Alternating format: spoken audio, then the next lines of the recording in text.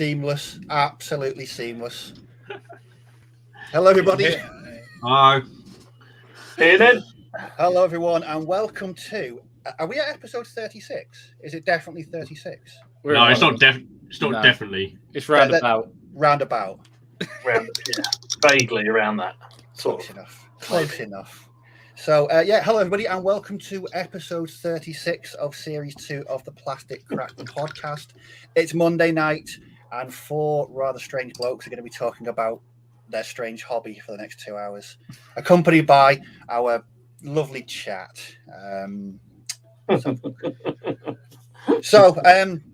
First things first. Big thank you. Hang on. Sorry? I'm Ken. Hang on. I'm Ken. Oh. There we go. Sorry. Damn, they saw through our plan. There was a disturbance in the force. Definitely disturbance in the force then. So we just want to say, as always, Plastic Crack Podcast sponsored by Reaper Games, old evil Jim there. Stick around for some discount codes later on in the podcast. Big change from last week, so something a little bit different this week. Martin, did you make the banners? No, I'll do it now. Jimbo and I started the show with seamless. Yes. Yeah, well, it's already gone downhill. We're in the wrong place. I might need to backtrack on that. Another thing as well. Another thing I need to say thank you for is this. Where are we? It's definitely not. Definitely not seamless today. I'll keep them entertained. Yeah. Oh, here we go. Woo! This is yes. Crack podcast. So a massive thank you. We hit the milestone of 300 Facebook group members. Yeah, last week. we did. Get on. Jesus. It's crazy, isn't it? It's great. It's great. I mean, we've not had it set up for that long, have we? No, it seems like only a couple of weeks ago when we were saying we needed about sure it was like 3 to hit 100 or something. I think it was like February time. Blimey, Jesus! I think it was like February time. The funny thing bastard. is, when I that's amazing. When I made that picture, we were like that was straight after the show last week. And I said, "Oh, can we have 10?" And then we got like 10. Like really, really quickly. Nice. So that was. I know. When I was making that, Haley was sitting next to me, and she's like, "Are you seriously putting that up?" I was like, yeah. Why not? What are you saying? No. Do you know what I really liked about it? There was some really properly kind comments. From people about it. It's a nice safe haven on the toxic internet, if that's the best way to put it. It can be quite toxic, isn't it? But no, I mean, it was just nice that people can go there and there's no drama, there's no horrible stuff. It's just dudes sharing their miniatures. So yeah, I very much approve. Right, let's see who we've got in chat with us. So we've got Tim Stevens, we've got Shakos and Sprues, Laser Pirate Painting, Louis Baby, Lionheart, Harpham, Meza, Tim, Battlemat, Evil Jim. Proud sponsor is in Ham and Jam. Evening all, what Steve got planned for us tonight? I'll get to that in a second. An interesting subject, but apparently Dom doesn't affect Dom. Dom's superhuman. I don't know what you're talking about. I don't know. We've got Gary, we've got Kitchen War Gamers, Jack Hammond, we've got Solvent Abuse UK, Drew, who put on some lovely Zulus and British soldiers at the weekend. Zulu! I could almost hear Martin's. I haven't watched it yet. Sorry, Drew. I have to say that in that game there was a sequence that there was some of the worst dicing I think I've seen from anybody on any table. Even poor old Alex on the other week wasn't as bad as some of the dicing in that game. That was truly horrendous. It was brilliant. Brilliant to behold. Spectacular game though. Very good, Drew.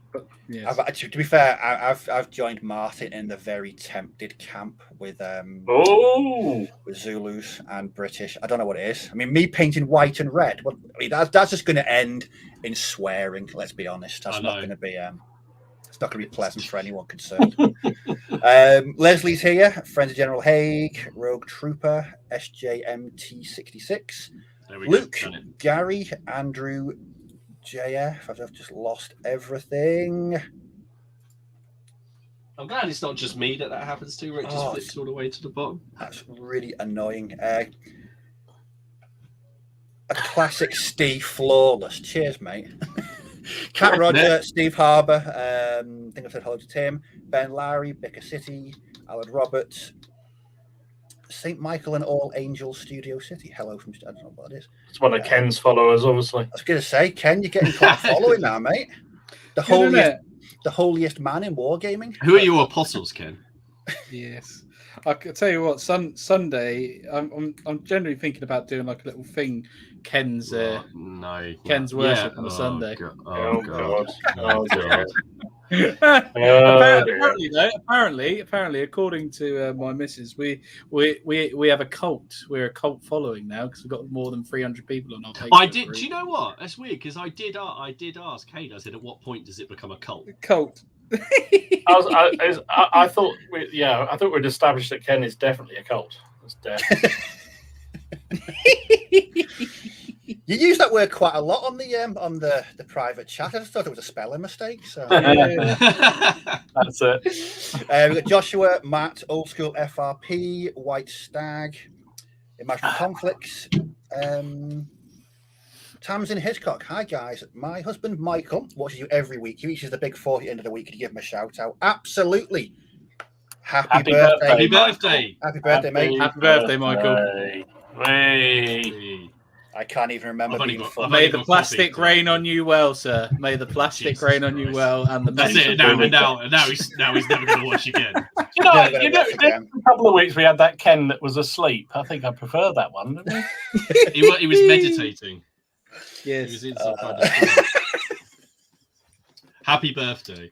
Happy birthday, Michael. Happy birthday, Michael. Big 4-0. I can't even remember mine. Here we go. Crossing Obstacles Gaming, and I've just lost it again. This is a nightmare. Carla, the crap part of Monday is over. Oh, I thought you was going to say something else then. Started, isn't it, I think? This is Mondays couldn't get any worse. And here's a cracking message from Todd. Hello, chat, and you four handsome gentlemen. Thank you, Todd. Well done, sir. Who else is in? So Drew, David Tickle, Torbjorn's here, Angus J, Johnny B, Steve Harbour, and I think we're all there. Yeah. Have I introduced everybody? I think everyone knows it by now. Up there we have New Zealand. New Zealand, that's going to be our furthest viewer, hasn't it? I think. Yeah, absolutely. No, is it? We still haven't made the map. We need to make the map. Well, no. I have made it, so I have got one, but it's not. I can't make it a live interact, but we can update it every week. So you mean it's on your pin board? You have to fill it in, do you? Yeah. Well, no. I've got one that we can share on the group. But, cool. So we'll start this week then. So if maybe put it up on Facebook and then put it on the Facebook group. So come over on the Facebook group. There's a way to plug it in it. Come over on the Facebook group. Tell us where you're from, and we'll start it up. Welcome, I'm trying to think of. We're going for world domination, basically. That's the aim. Megalomania abounds on this podcast. we need to think of other historical milestones because we could have done like however was it? There was 159 people at Rorke's Drift or like British. So I should have done that. Obviously, there's 300. We need other numbers. We need other things. How many Trojans were there? A city's worth. Well, in the filming, there was only about 50, wasn't it? They just CGI'd them. Well, do you mean how many people were in the horse? Is that? That's it. Yeah. I don't know. Actually, could be interesting. When we reach 400, that 400 is the amount of time that Dom's referred to Yorkists as Yorkist thugs. He's not wrong, to be fair. It's true. Miller's here, Michael Hiscock.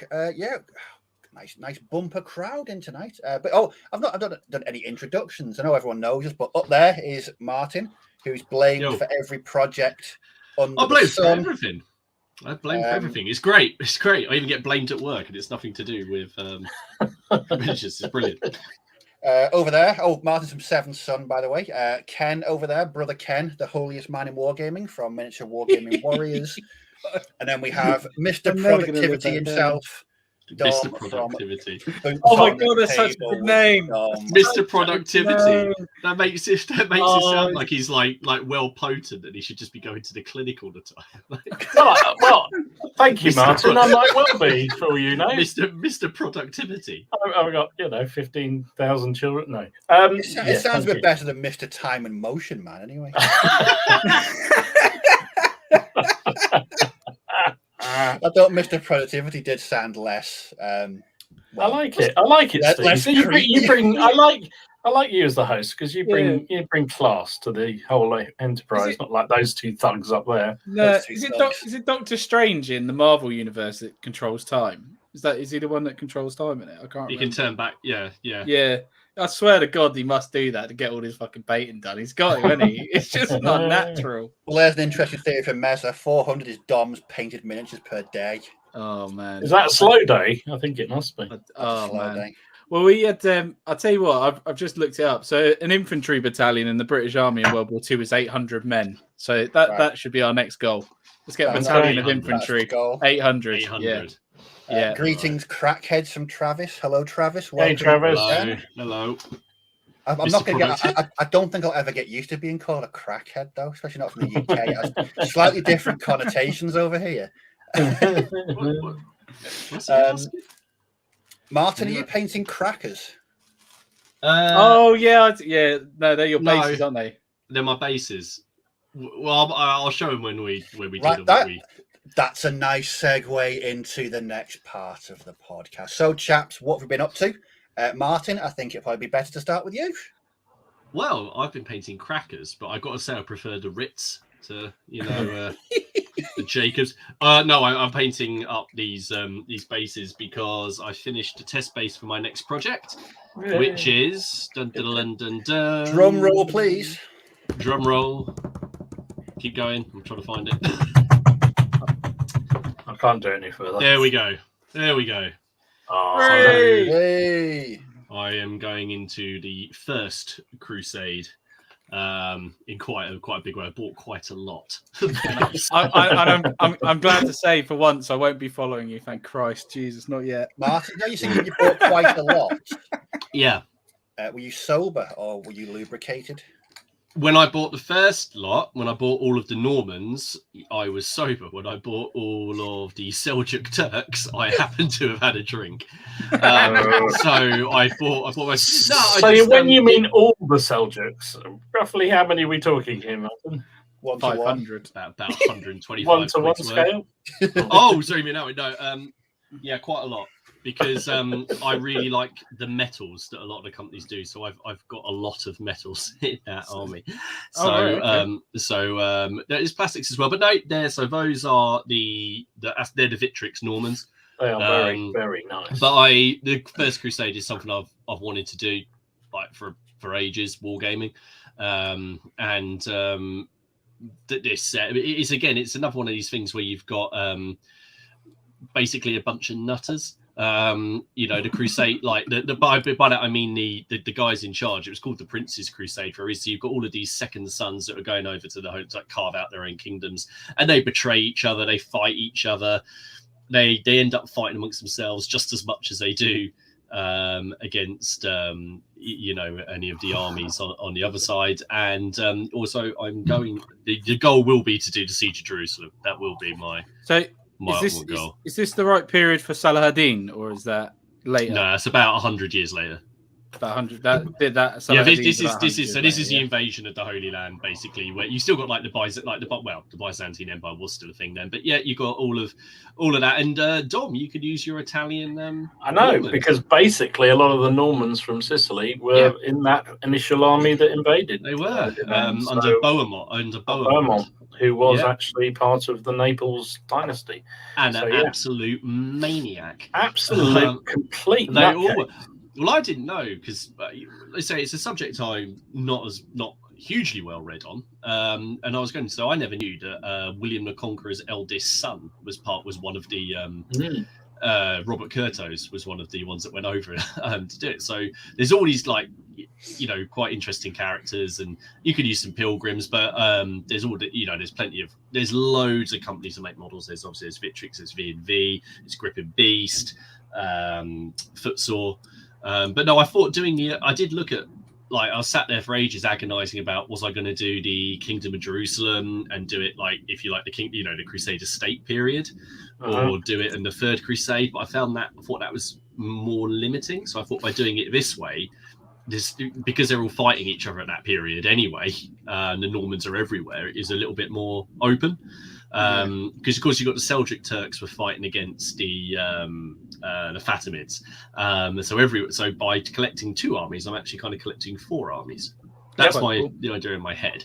But my plan is, I guess, Hail Caesar still, basing them up on the Wibbly bases from that I used for my English Civil War, and that's what I'm doing here. I'm just working on the basing, the cake mix. Yeah. So a little bit of history behind that then, Martin. Is it so? Because like you, I'm not thinking up on it all. Is when you say the First Crusade, obviously, compared to the later ones, are they still like sanctioned by the Pope? Was the First Crusade? Yeah, like, so the Byzantine Emperor, basically Alexius I, I think it was, he basically sent a message to the Pope saying, I'd like some help getting my territory back, even though I've lost it through mostly my own fault. And then the Pope, who was looking for reasons to sort of distract from the fact that at this time there was like a Pope and an anti-Pope. There was something called there were a couple of popes.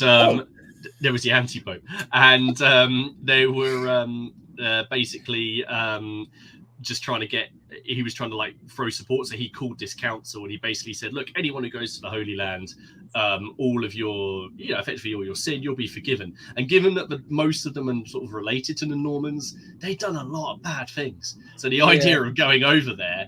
And but a lot of them, because it's also called the Prince's Crusade. So a lot of them are actually, we were talking about this before the stream, but a lot of them are the second sons who aren't really set to inherit anything.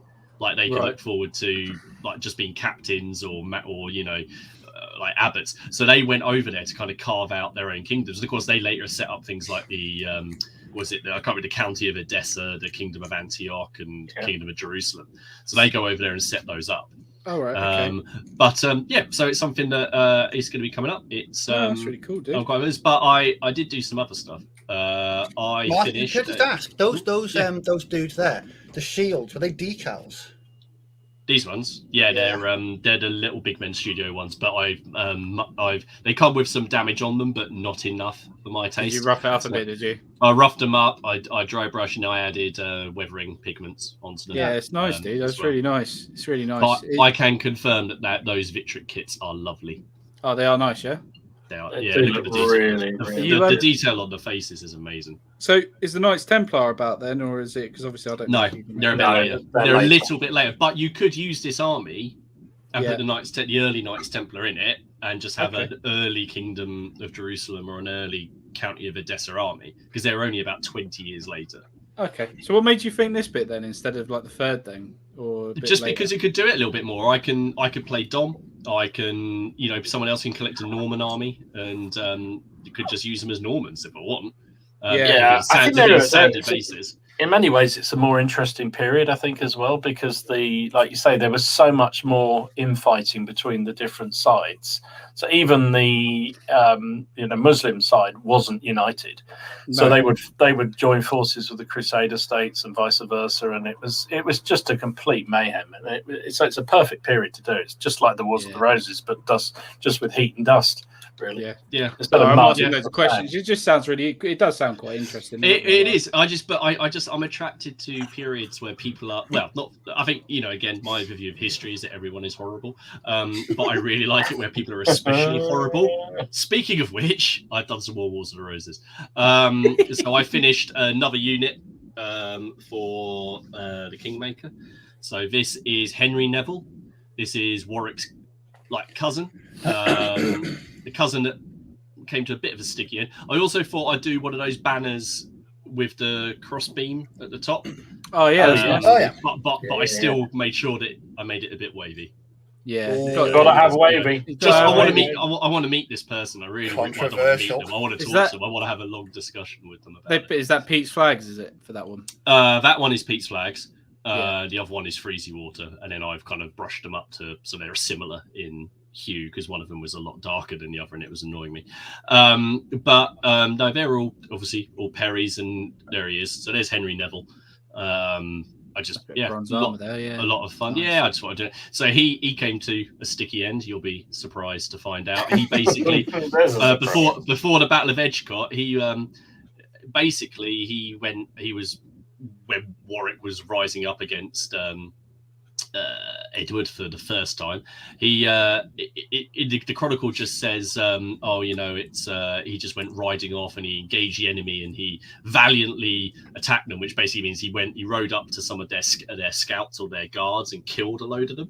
But he went too far into the enemy camp and his men basically stopped. And he just carried on.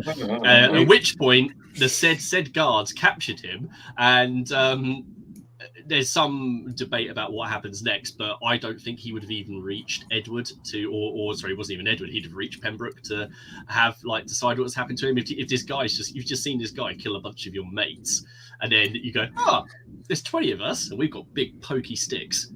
And he got brutally killed before the battle. So he didn't even make it to the main battle. He just got overexcited killing some enemy guards or pickets. He just got killed. But so just another one. So there you go. So I've done that as a unit of men at arms. He's got to have 100% as clumsy in his rule set. Yeah. Just eager. Speaking of that, I've now finished the spreadsheet. I'll send it to you, Dom. Oh, good. We got the game on Friday. So hopefully by the weekend I'll put that up. But it's got a total of 30 separate lords and then 40 if you count the ones who fought for both sides that I've had some fun with. I keep getting questions, Martin, from loads and loads of people saying, can they get hold of a copy?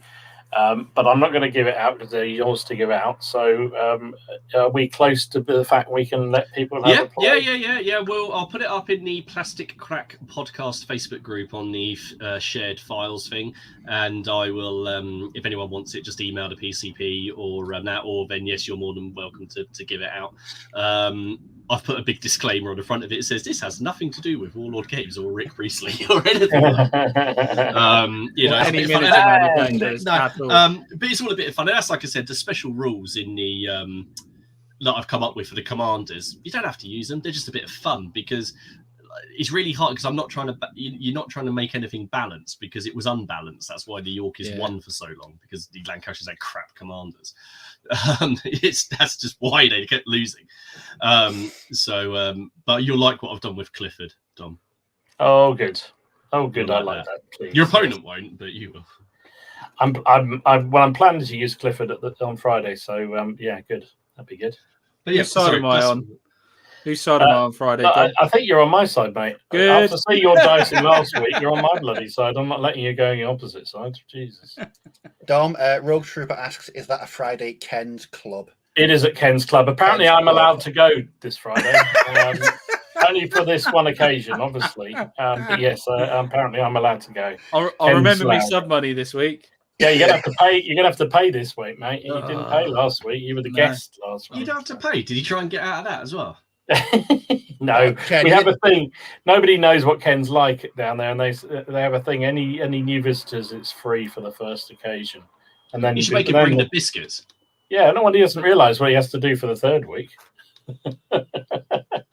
Martin, if Ken brought tea and biscuits, how much do you think he'd charge? Oh my God! I think they'd be individually priced. I think if it was I think it was a custard cream, that'd probably be the cheapest. But then like a bourbon or a hobnob would probably be. I was thinking the tea bags. He'd probably do different rates for how many times he used them. How many times you dip it? Yeah. We're not saying. Oh, Martin's dying. Oh, Jesus. We're not saying he's tight, but no, we're not. You're not tight at all, mate. You just love making your money, don't you? I like my money to go a long way. I have told, I went to 2 weddings on my week off, and I told, because I was a bit drunk, Look, I was very drunk. I told everybody about what you did with that car. Do you know what's in? And not only did I tell them all, I showed them the photos, and they were like, "Who is this person you're showing us these photos?" I'm like, "I don't know what he did." Do you know what's I told even a few people. do you know what's What even a bloody funnier? good idea I've even got an update for you here. This is going to crack you up even more, right? So, when we get to my when we get to, are you done, Martin? Because we can go. Yeah, I'm done. Ken, what have you been up to, mate? Okay, I'm bracing for impact here. Right, so this week, okay, it's basically I've decided to get my plastic bags out with all my stuff in. Yes, these are some Irish infantry.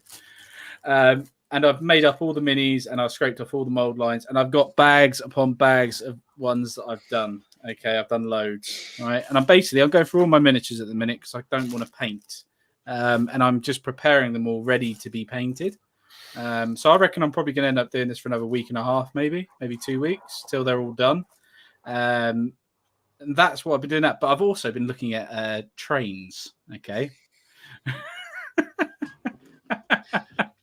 Before you do this, before we get into this, yeah, does Laura know? Yes. Does she know it's more expensive than minis? No. Right. Yeah. That's a yes.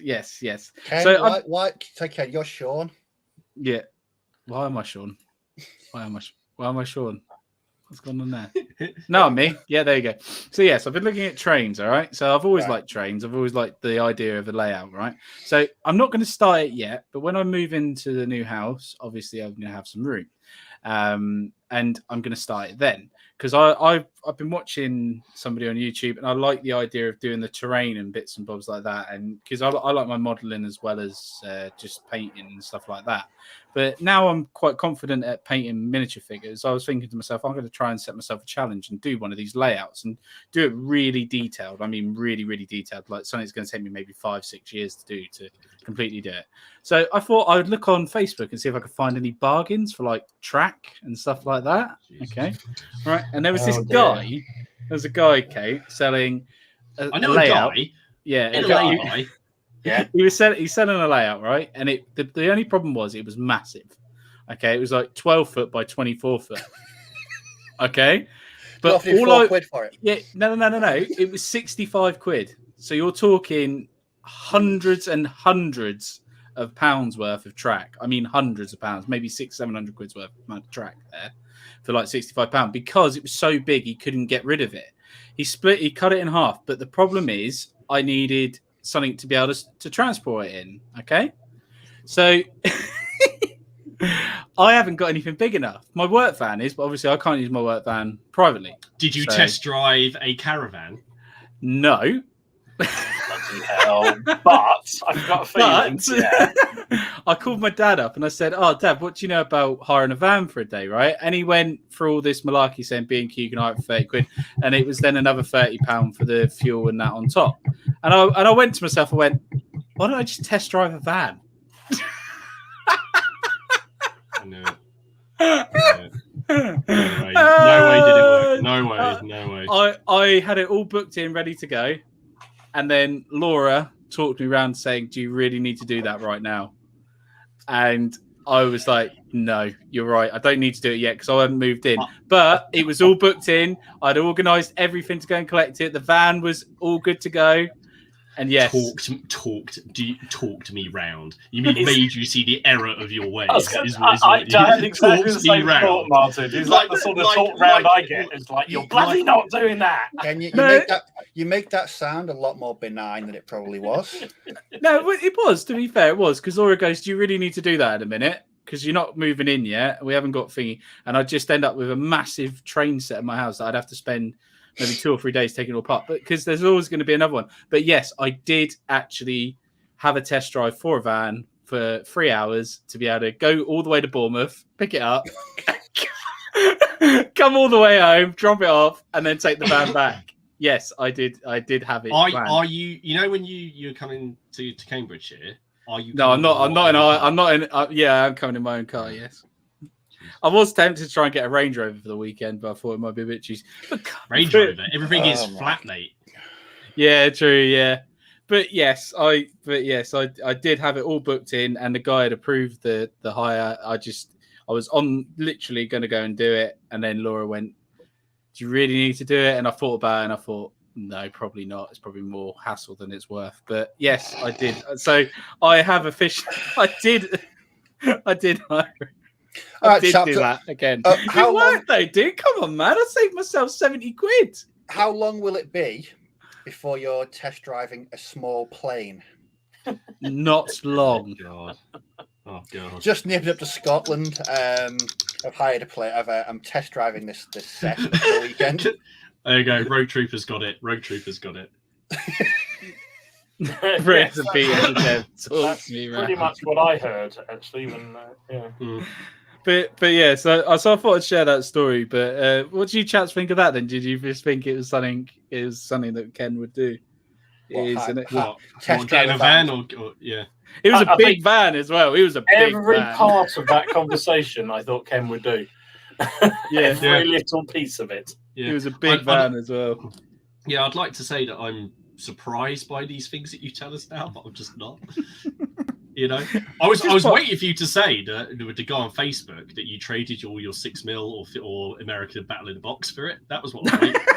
Yeah, that would have been That would have been no, it was huge, dude. It was massive. I mean, this thing I needed like a 7.5 ton lorry, but yeah. I just thought to myself, why pay when you can get it for free? Doesn't say in their terms and conditions on a test drive that you can't go to Bournemouth and you can't pick up a train set and you can't then bring it. And if it does, you'll find a dealer where it doesn't say that. Precisely. They're going to bring out a law saying they're going to bring out a law at some point because I'm going to have ended up test driving at every single place. But I'm putting this out here now, right? If you're ever in a sticky situation, you need a job interview and you haven't got a car and you need a car, test drive a car. Or you're trying to get. Can I just say that these are the views of Ken from Miniature Wargaming Warriors? These views are not repeated or shared by On Point HQ. Just throwing that one out there. Do you know those posters you get in bars where they have people who've been barred? Yeah. I have visions of every single one round all the dealerships around Ken's area are going to have his picture on it. And it's like, do not.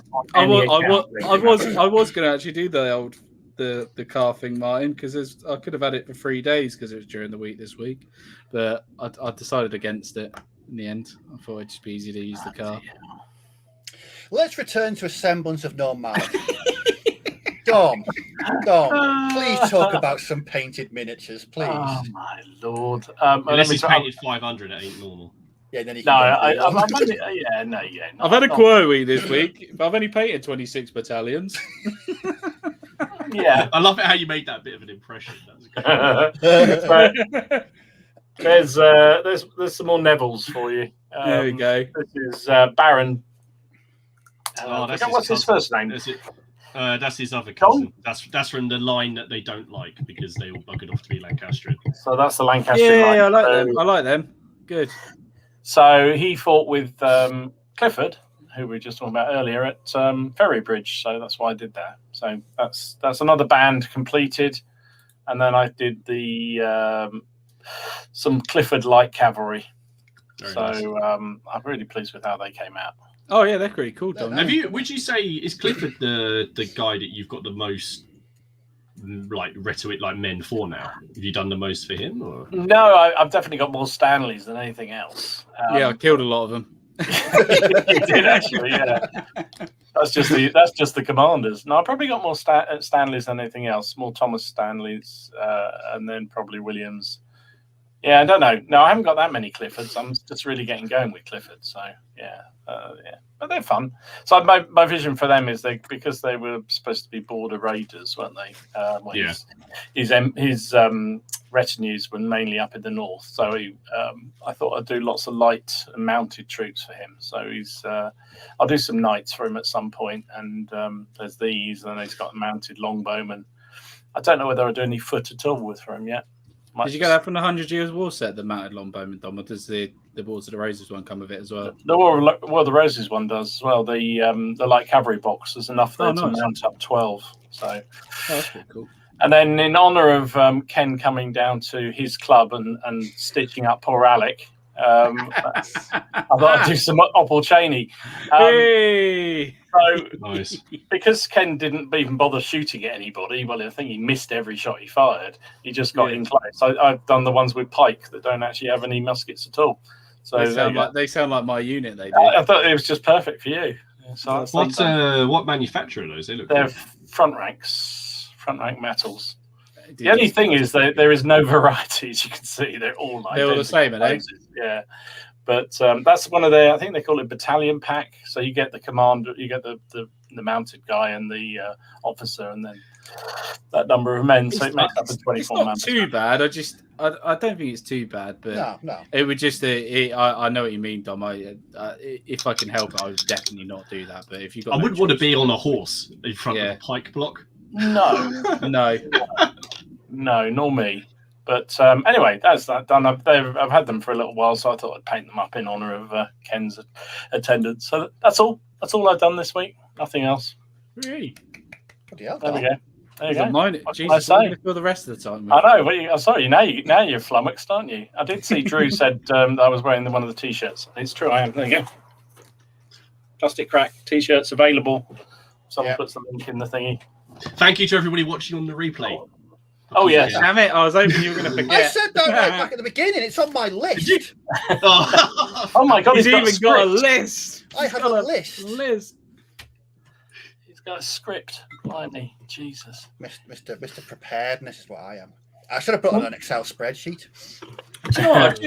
I've just twigged what's different about you this week. You're wearing your glasses. You're wearing your glasses, aren't you? Oh shit! Yeah. I thought something different about him this week. You're right, Ken. I was thinking that earlier. I thought I was thinking there's something different about him. He's got a haircut, and I've just twigged it. It's your glasses. Oh. Do you know what? I forgot I had them on. Do you know? I put it on Facebook last week. Was it last month? I lost my glasses 5 times in one day last week. It was just. I don't know how I did it. You're probably wearing them all 5 times as well, aren't you? So what have you been up to? What have you been up to then, Steve? I had a bit of a different week last week. I know you did. I painted these. You went to the dark side. Didn't you? Oh, jeez. Oh, yes, Steve. Nice, man. So I've got to say, for metal miniatures, these are absolutely wonderful miniatures to paint. Matt comes a lot because Steve's not a great fan of metals. Oh God, no. But they were just so nice. So I did him first. He's my pirate otter. Oh, that's fucking class, dude. Isn't it? It really is nice. It really is cool. I said I didn't use any Agrax Earthshade on these whatsoever. Not one bit of Agrax on these figures. Don't need it, mate, do they? No. They really don't. They take the paint really well. These just, I don't know, the sculpts are so nice. And do you know what I liked about it as well? I don't know if it was just me, but when I received them, they'd been cleaned up. So the company had cleaned the miniatures. That all the flash is gone. It's just him and his wife, I think. Oh, just absolutely brilliant. And they always come really quickly as well. Oh God, yeah, bag of avant-post there. I ordered them Friday morning, and they turned up on Monday morning at 10:30, and I was quite amazed. That's good, dude, isn't it? So after painting the otter, I did this guy. I really like the snout. The snout's really cool, isn't it? The detail is incredible. I mean, Martin, you'll how small is that figure? It's tiny, isn't it? It's ridiculous, and I didn't even have his legs because I snapped them. So I tried to find one. I don't know what I've done with him. So my one is bursting out of the hole in the ground like that. Oh, nice. Because I was trying to saw his legs off to put him on a base, but the ankles are just so small. Yeah, they're very, very fragile. But they are tiny. And you don't appreciate it till you see him in the flesh. Because you look at the amazing paint job that Steer's done there, and you look at some of the paint jobs on the website. You're like, oh, and then you get this like it is a mouse because it's in scale. They're 40 mil, aren't they? They're all different. So I mean, the otter. I mean, this guy here. I mean, he is a chunk of metal. He's huge. Yeah, must be about 35, 40 mil. That. I mean, when you compare him to the size of a bolt action figure. Oh Jesus, yeah, he's big, isn't he? It's friggin' huge. He's a Primaris. Yeah, Primaris otter. Yeah. Here you go, Ken. Look, so look, here you go. Here is my homeless badger mage, right? There is the mouse thief. Holy shit, that is There's really... such a huge difference. I like it. I know, I like it because they're not all the same scale. I like that. That is nice. And then on Wednesday, I did something painting wise that I don't normally do. So I sat down with a blank, unprimed miniature and just sat and painted until it was done. This took me 3 hours to do. Oh, nice, beautiful. Which is the he's a squirrel ranger. Oh, of course he is. Do you know what, Dom? That's that reminds me of an elf, Dom. That would be an actual real nice colours for your elves that you want to do, because you're struggling with them, aren't you? Yeah. Your wood elves. Your wood elves. Yeah, it would be actually. So out of the 6 from the first starter band, I painted those 3. And up next on the painting thing is this rabbit with a bow and arrow. There are rules in the game as well. They're so annoying because the leap thing does actually. You're like, oh, that's quite cool because they can leap over obstacles and jump up on things. That's quite thematic, and then you realise how irritating it really is when they're like hopping around, shooting you from across the battlefield. I presume Steve is going to a professional painter. Look. No, I just forgot I had them on. He's our newsreader tonight as well. He's our newsreader. It does happen from time to time. But yeah, that was. I would have done a bit more bolt action, but the sad tale of the Agrax Earthshade. Yes, you got stitched up, didn't you, Steve? I didn't get stitched. I mean, it's probably just an innocent mistake or an error. But we need hello darkness, my old friend. But yeah, I'm not working with glossy Agrax Earthshade. It's just not happening. I hope you pulled it away so you don't make the mistake. No, I mean I don't like throwing anything hobby wise. I don't like throwing anything away. Equal me tight. No, I mean it might come in handy one day. I mean, if I can't ever see when. When you could be doing some men at arms or something and use it on the armor to have a nice sheen to it. Yeah. Still smells nice though. All the smell of workshop paints and washes, they always smell dead nice. Yeah. Have you seen? Oh no, that's actually we'll talk about that in the news. We'll talk about it in the news. But yeah, no, that's cool. So productive weeks for everyone. Yeah. I don't know if my inner nerd's ready to paint an otter.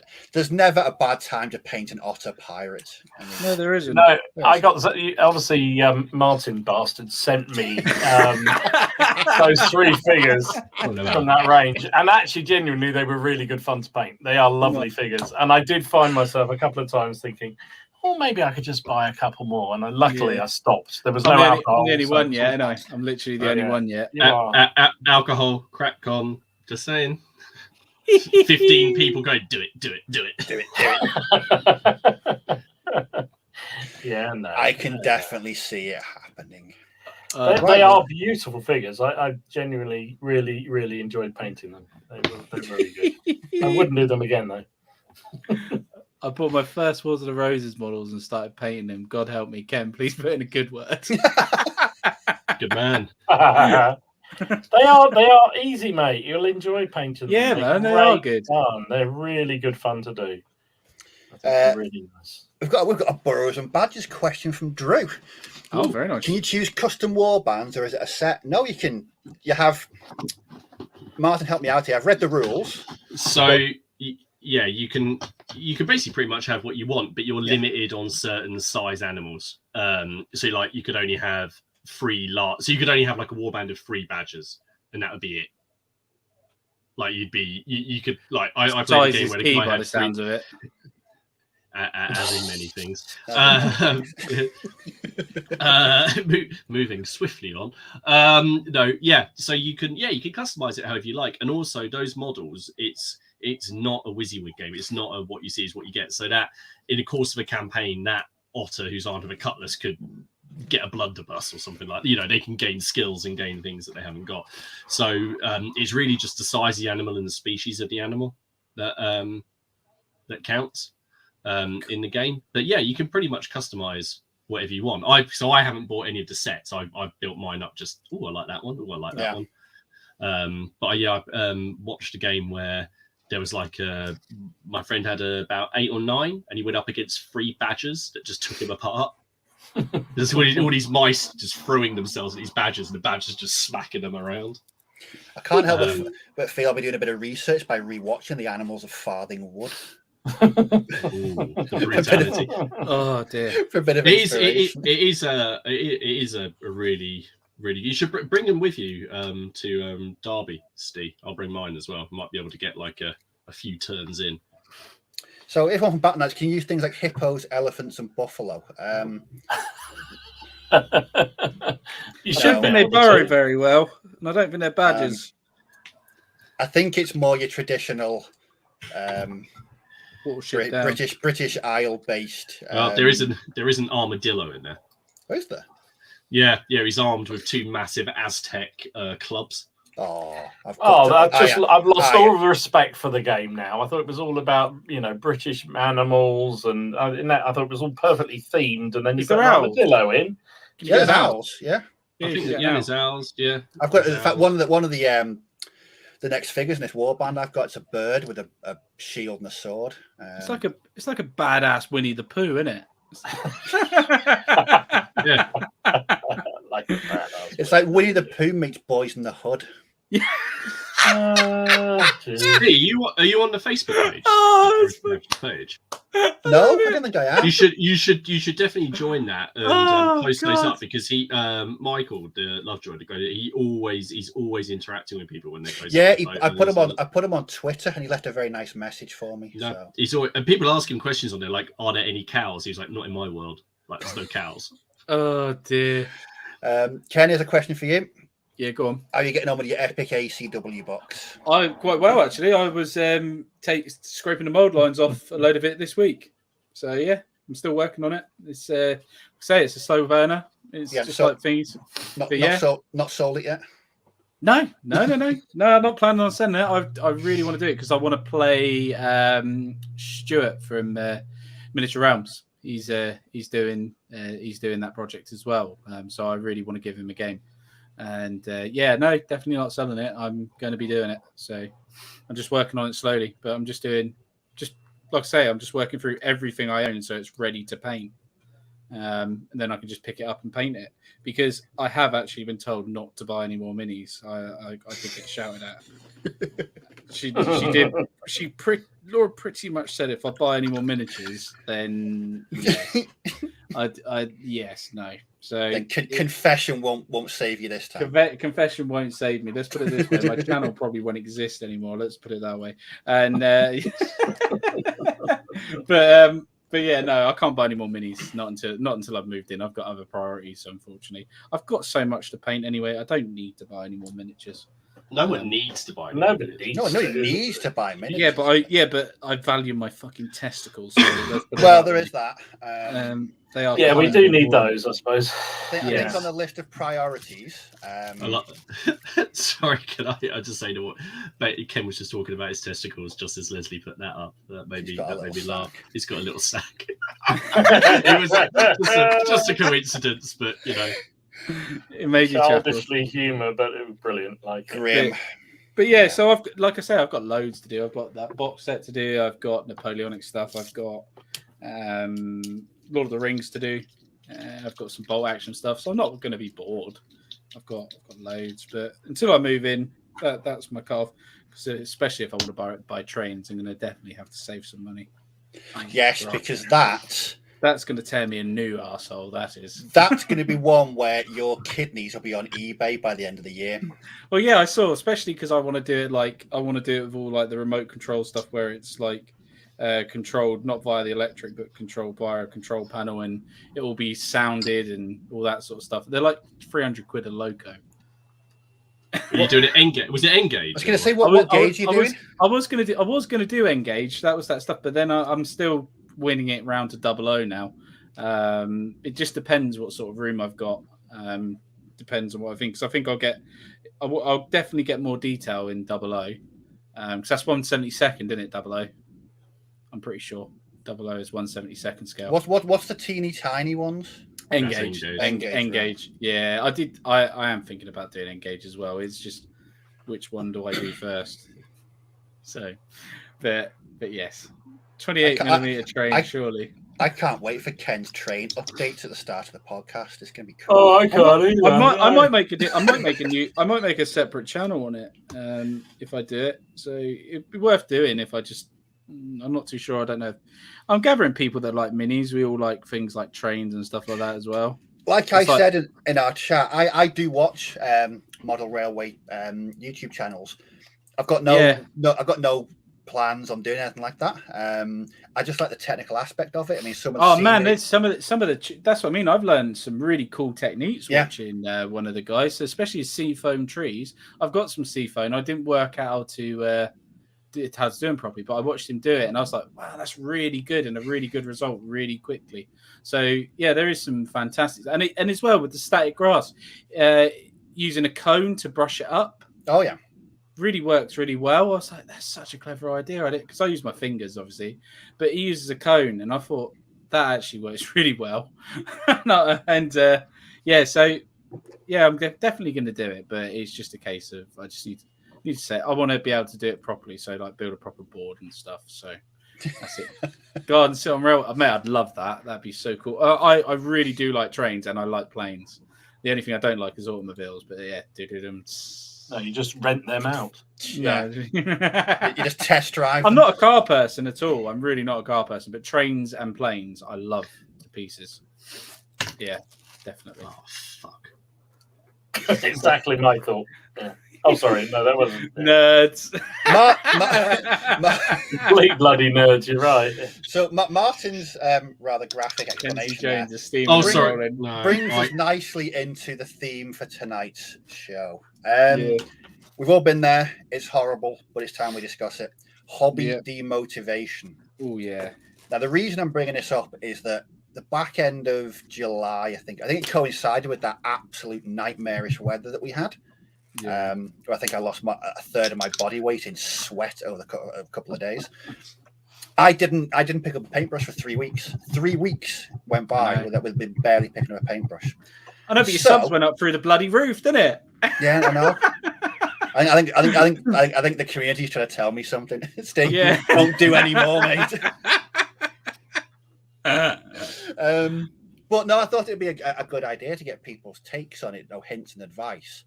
Because I hated it. I absolutely hated it. Because I mean, people know I love painting. I love the hobby. After a day in work, you just want to come in, sit down, do 2-3 hours, listen to some decent music, drink some coffee, do some painting. And not being able to do that, it really, really annoyed me. I know, Ken, you've mentioned you've had that in the past, haven't you? Yeah, mate. Yeah, well, yeah, I have had it massively. To be fair, I had it where you just. But I've had burnout, not specifically demotivation. That I've wanted to do it, but I just, it's kind of a similar thing, but I think it's different. Where you work so hard, you burn yourself out. But demotivation sometimes can be you're painting 1 minute, I guess, then you're not going over the top. You just don't want to do it, do you? No, that's what I was like. I was sitting down every night, and I was like, right, I've got to try it. And I think that was the worst part. And as soon as you say I've got to, that's the problem. That's the problem. And that's when you know that you've hit that point. It's like I was like it a couple of weeks ago, like you, and I was like, I've got to do some painting, and I was like, well, no, actually, I haven't, and that's why I'm doing this because it's still hobby, isn't it?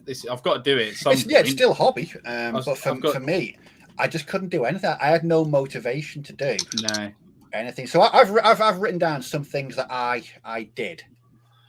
Before we do that. Back in the sec, chaps, because I think one of the children has broken out of the room. Back in the sec. Broken out. As I mentioned earlier, Dom's a bit different to the rest of us. He is not. Dom is human. Dom is not like other men. No. So come on, Dom. You said before we came on, this rarely afflicts you. I really genuinely don't have many issues like this at all. And it's funny. I don't know why it is particularly, but I very seldom. I think part of the thing is I keep variety. So variety, I always say people talk about, kind of how do you keep going and, paint so many figures and blah, blah, blah. And, my as I've always said on the channel, the reason my channel is called Boots on the Table is it's all about getting the figures on the table. And that's what I do all the time. So everything for my painting projects is motivated by my gaming. So it was a bit tricky during lockdown. I guess that was as close as it became. But then I found an opportunity to do the sort of things I'd always planned to do for ages and ages and ages. So I just sort of got on and did them all. But I think I just keep swapping and changing. Some would say I don't stick at anything for very long, and that's probably true. So you don't get that feeling where you sit down, you go, and nothing happens. You just got no enthusiasm. It happens for individual projects. So Ken was talking about these wood elves that I bought from a Kickstarter from Atlantis, and I sat down and I did a couple of test product paints on them, and I just didn't get it. So I just put them away. They're in a box. They'll come back out at some point, and I moved on to do something else. And that's what I tend to do. So I have actually got around what purports to be my workspace, which is sort of my desk, piles of sort of different projects that are partially done, because I just kind of went, I don't fancy doing that. Moved on to something else. But I've always got something else going. So I just keep changing it up, keep moving around. I get inspiration from all sorts of things. Yeah. So if I'm watching a film or something, go, blimey, right, I'm going to do that. Read a book, or Martin, tells us about some new project, and I think, right, I'm going to have to do that. So whatever it is, I mean, literally, it's that easy. But I think part of it is that for years I didn't do any gaming. So, I talked about the fact I've been gaming for years and years and years, and it's true. But there was a load of years where, work, family, everything else sort of took over, and I didn't have any real gaming going on. And I think I kind of feel I've sort of had my burnout phase through those sort of 10 years or so where I just didn't do anything because I didn't have the time or the money to do anything. And now I'm just making up for it, yeah. Exactly. And I just keep changing, keep doing different things. But I do find it really weird, but I understand that everybody goes through these dips, but I think that's natural in whatever you do. It's like career, it's like life generally, isn't it? There's things that just, so you need to take, it's like jobs, I change jobs every couple of years, and it's like, I get bored and I think, right, okay, change it, do something different. Yeah. I know sometimes I will purposely not paint for 3 or 4 days if I just need a bit of a break. I did that when I worked on that Polish airborne project early this year. The final sort of couple of days, it was the Easter holiday weekend. I plowed through that, and when I got to the Sunday and I finished, I was like, you know what, done for a week. I'm not going to paint anything. Yeah. I think I just needed to refresh, but I just wanted that project finished. So Martin, Dom says he doesn't. Ken, he does. Do you ever have demotivation? Yeah, sort of. Not in so many words. I'm quite aware of when I feel like I'm going to become demotivated, so I try to head it off. So a good example is like the last couple of weeks. I've a bit like sort of Dom just said, or I call it a tell him. I've worked on other things, or as Ken said, I've worked on other stuff to do with the hobby. I sensed I was starting to get just a little bit. Feel like I was on a bit of a production line, and I was like, it's getting a bit low, so I feel like I'm going to need to change things up. So that's why I had a new project in mind, and I wasn't going to start it, so I just did a test base for that, working on basing. I tend to like work on scenery when I feel like figure painting is, get me. I'll work on scenery, or use other aspects of the hobby, like working on the rules that I'm working on. I'm enjoying that, like doing that a lot. In fact, I'm having to stop myself doing stuff that to go and do some painting, because you just kind of go off at tangents. But also reading and research. But when I took a week off, the week before last, I decided I was taking a week off from everything, and that's not because I was demotivated. I just thought, no, do you know what? I'm going to take a week off work. I'm going to take a week off hobby. I'm going to do things that I don't normally do. And that worked wonders, and now I feel like I'm, back in it. So I try to not get to the point where I'll be demotivated, because I have gone through that. Yeah. And then I don't touch anything for like 6 or 7 weeks. And I don't want to do that. So, Well, that one back in July for me was, at one point I was like, I'm going to struggle to get back into this, because there was the tank was empty completely. I had a backup for you.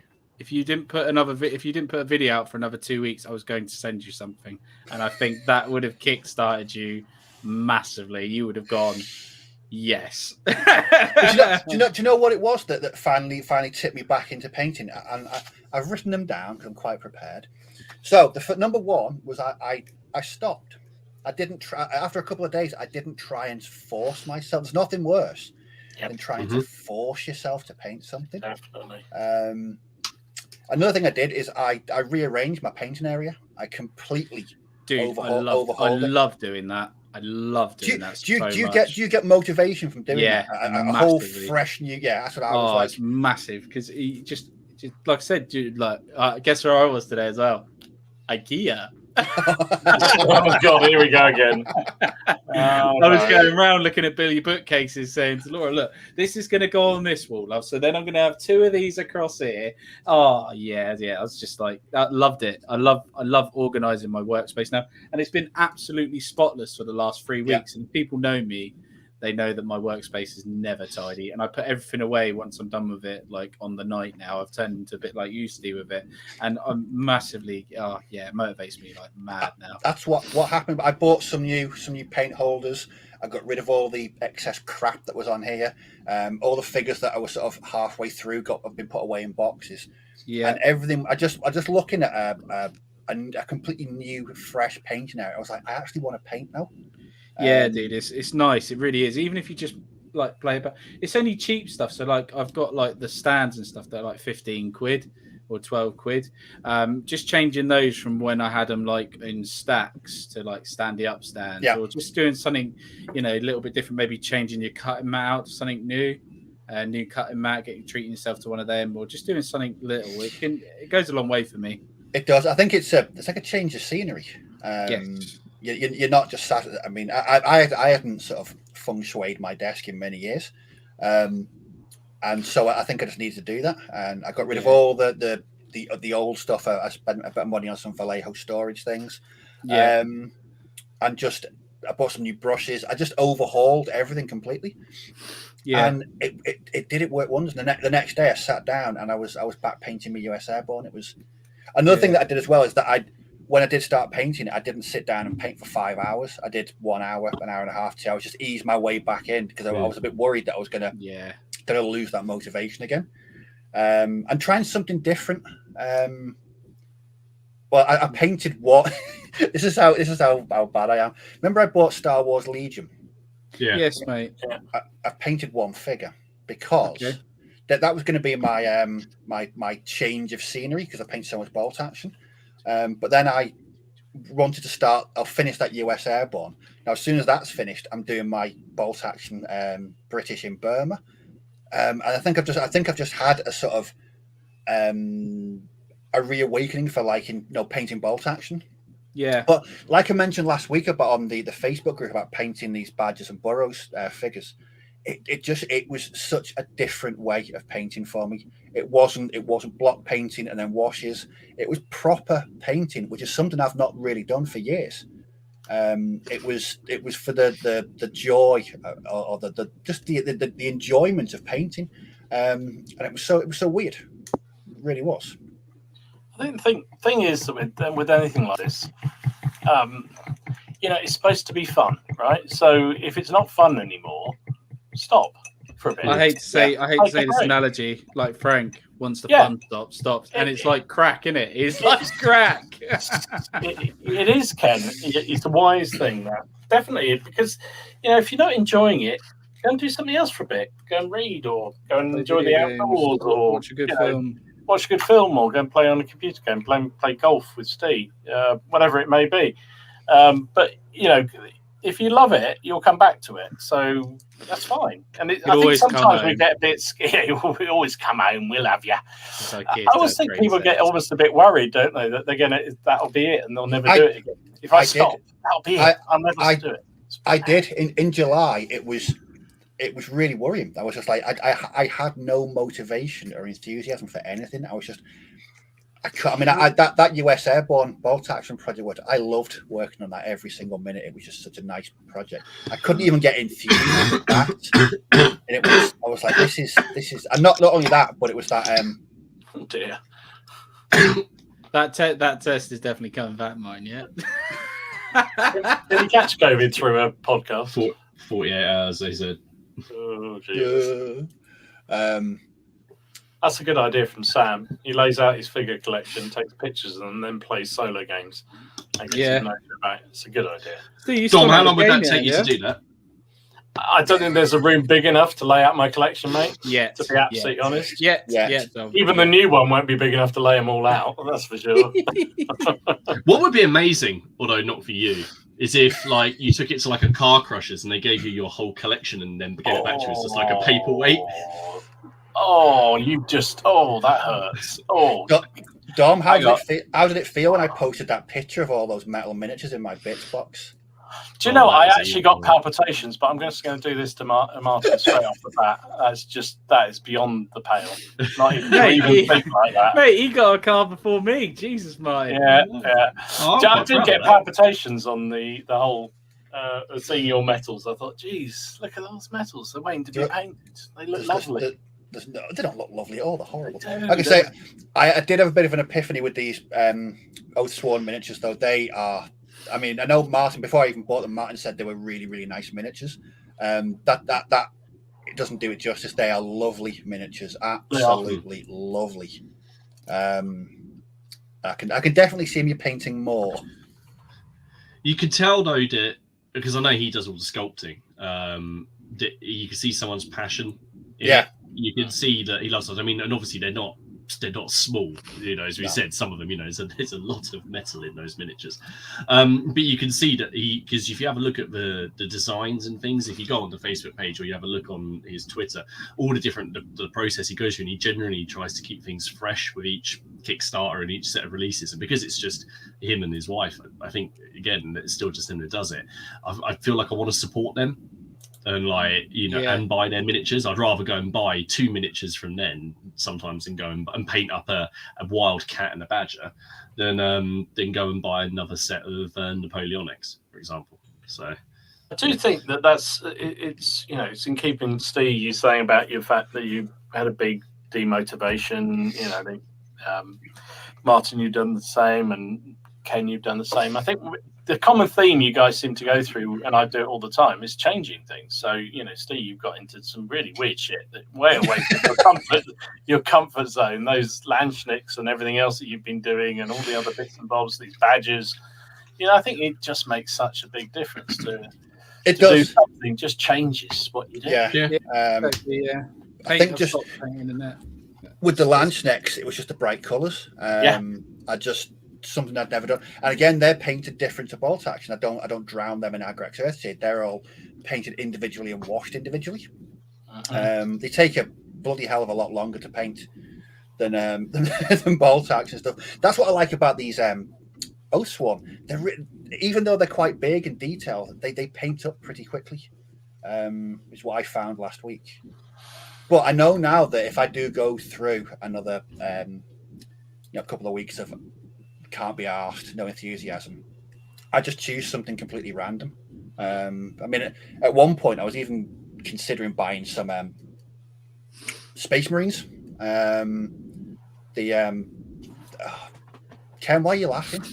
Because I'm thinking which ones they are. I thought you were going to say like the Beakies or something like that. Or are you going with the close? It was the plastic Horus Heresy box they do. With the, Is it the Mark II or the Mark III? What one with the really iconic? They've got 50,000 pieces. They have, dude. Have they? Yeah, they're loads of pieces. They're like separate arms, separate legs, separate torso, separate heads, backpack, hands, everything.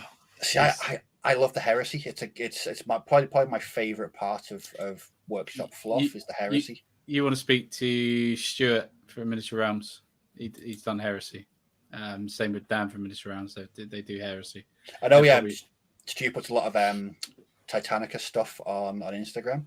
Yeah. That looks nice. It really, really does. I think it's painting for a client. I think some proper stunning work, though. Really. Yeah. Proper good stuff. But yeah, the heresy, because when I first got into sort of Space Marine back in the early 90s, it was the first box they released was Horus Heresy. It was Marines versus Marines. Then they re-released it as a sort of a more of a box set. But yeah, it's always been a part of that. So I was even looking at plastic Horus Heresy Marines just as a bit of a change.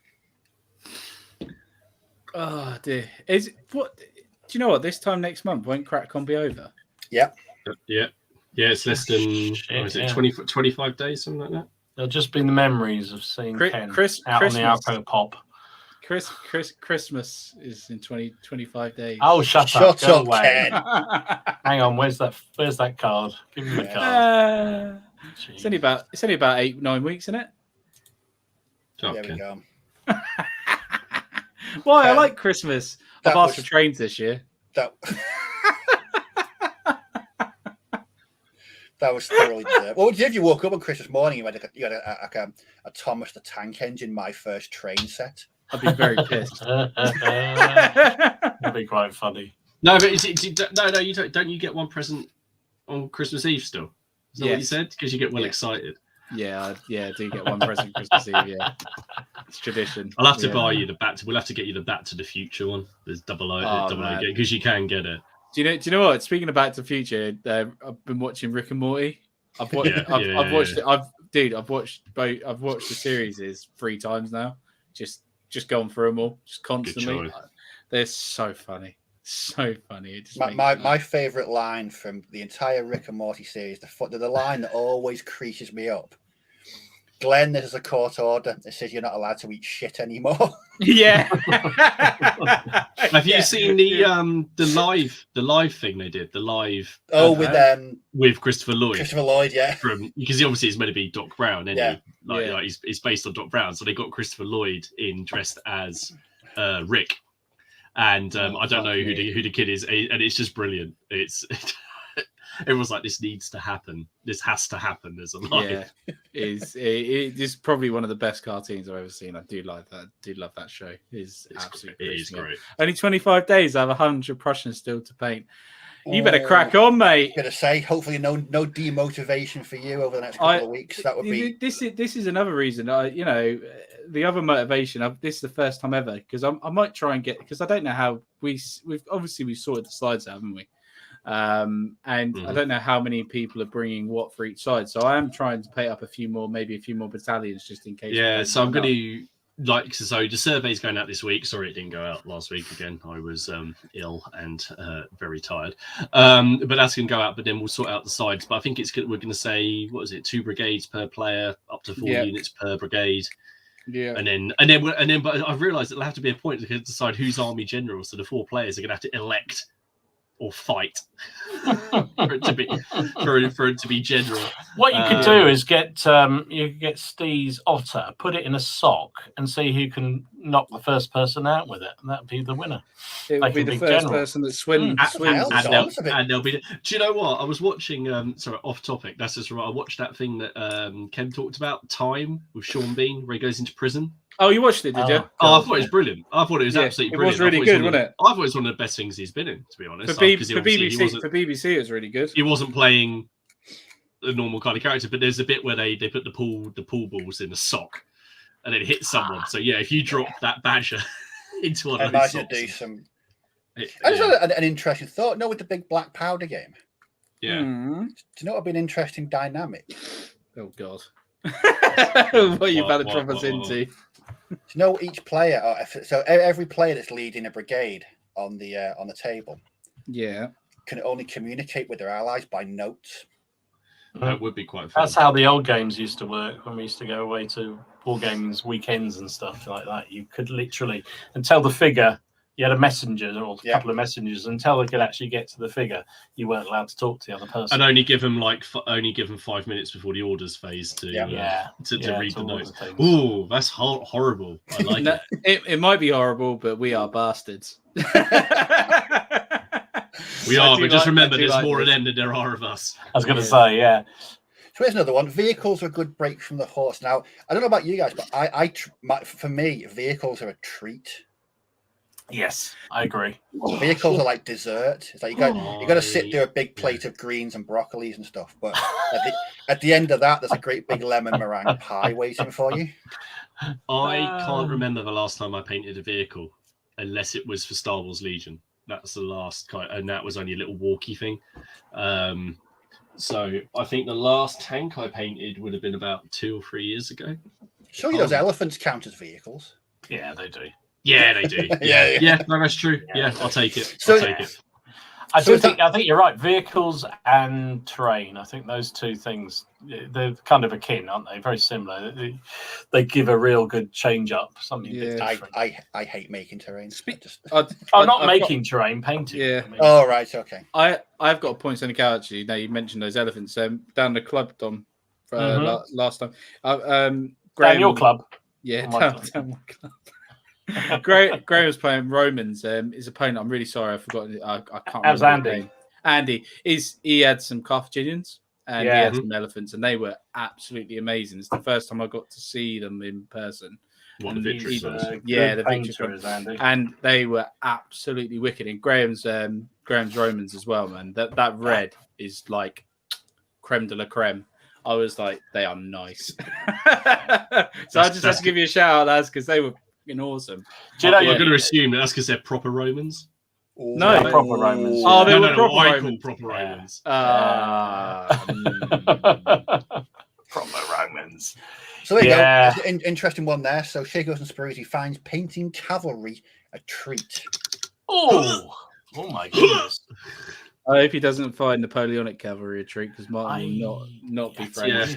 No, that's it. No, it's it again. No, other cavalry. Yeah, fine. But if someone it's like, I'm going to treat myself. I don't dislike doing cavalry, but I wouldn't say it's a treat. But I don't dislike it. Do you know how many Napoleonic cavalry I've painted? No, pois. No, you've done 2. 2. Yeah. Oh, you did 2 lancers, didn't you? Yeah, never. You did. They were on their sprue, weren't they? Yeah. Yes. I won't be painting anymore. Funny that. And they were the easy ones to paint. Chasseur Cheval, they're green. Green and red. Dom, we need a red card. Hang on, what we got? I didn't even bring it up. Yes. Oh, I'm so happy about that. You have made my day by doing that. Can you go back to being tired and like? No, he was so much better when he was just asleep in the corner. I have energy and motivation now. I can say that I view painting Napoleonic cavalry like when you're forced to go round for a meal that you don't really want to go to, but you're going to be polite. You know the evening's going to be crap. You know you're not going to have fun. You know the food's going to be shit, and you go anyway. And then 5 hours just later, like nothing's changed. Nothing's changed. I'm not saying anything. I'm not saying anything. Does anyone agree with Louis there? He paints shields where he needs to deburn out. That's an interesting. I find it really hard to do shields. I don't much like doing them as a whole. I know last year when I did those ancient Britons, I used the decals that came with the box, because there was no way I was going to be attempting painting shields. I might swear a lot. See, painting shields for me is kind of like that's the part of the wrap up of the figure. It's like doing basing or finishing the figure off in some way. It's like, okay, I know it's done now, and it's something moving on. I wouldn't say it motivates me. If it's not, unless it's molded on. Do you put shields on before you paint the model? Or I'm a lazy bastard. You know I am. I'll stick them on. If I can get away with it, they'll be stuck on from the beginning. No, I thought you might. That's why I was asking. Yeah. No. Any shortcuts, I'll do it that way. You know me. I mean, like I'll stick the riders on the horses and paint around them, and then regret it and think, well, next time I must take it off. But then I'll stick it back on again next time as well, because I'm a lazy bastard and I do that. So yeah. Our friend Dom, ladies and gentlemen. Our friend Dom. Mr. Productivity. So, to wrap up then for demotivation, if I know Dom, you may not be able to participate because you're superhuman. If you could give one piece of advice to someone that was suffering from sort of burnout or loss of interest or enthusiasm, what would it be? Who do you want to start with? Go on, Ken, you go. Whatever's on your brain that you actually want to do at that point of time, do it. So whatever it is, just if it's in your head, you want to play video games, play video games. Yeah. If it's actually I want to start a new project, start a new project. If it's I want to just scrape mold lines off, do it. Just that's what I'm doing right now because I can't be asked to paint. I'm scraping mold lines, and I will be for a few weeks. Then I want to paint all the time because I won't want to be sitting and doing torturous scraping mold lines off. So yeah, that'd do it for me. I hate that job. So can I send mine over? You can do mine. While you're still demotivated. I find it very therapeutic. What I always find in mold lines is that I think I've done a good job until I prime it. I know. And then the most obvious bloody mold line on someone's shoulder or arm. Just sticks out. No, I think I won't realise, and then I'll get a comment in the video that just says something. What was the last one? I'm just saying mold lines. That's what I said. I'm just saying mold lines. And I was looking and going, where? And it was on like the back leg of a horse. And I was like, oh, fuck. So the thing I knew it was there. I went and put mud over it. That is the worst thing, though, isn't it? When you've finished the figure and you've looked at it really, really well, and then you do the video, and then you play the video back.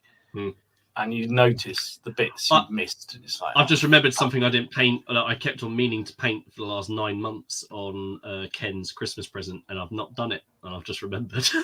I haven't painted the stirrups. They're not silver. You'll need to do that now. Ken, bin it. I'll paint them gold just to annoy him. I won't annoy me. They're just the same. It's just I did the boot and the stirrup. They're just something that I always forget to come back in and pick out. Well, it's not even a proper present now, is it? The love's gone. The love's gone out of it, hasn't it? You just lost that love. Come on then, Superhuman Dom. What's your one tip for conquering demotivation? Variety.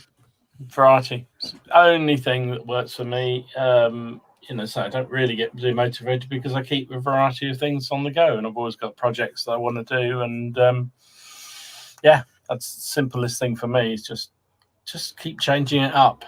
Do something different.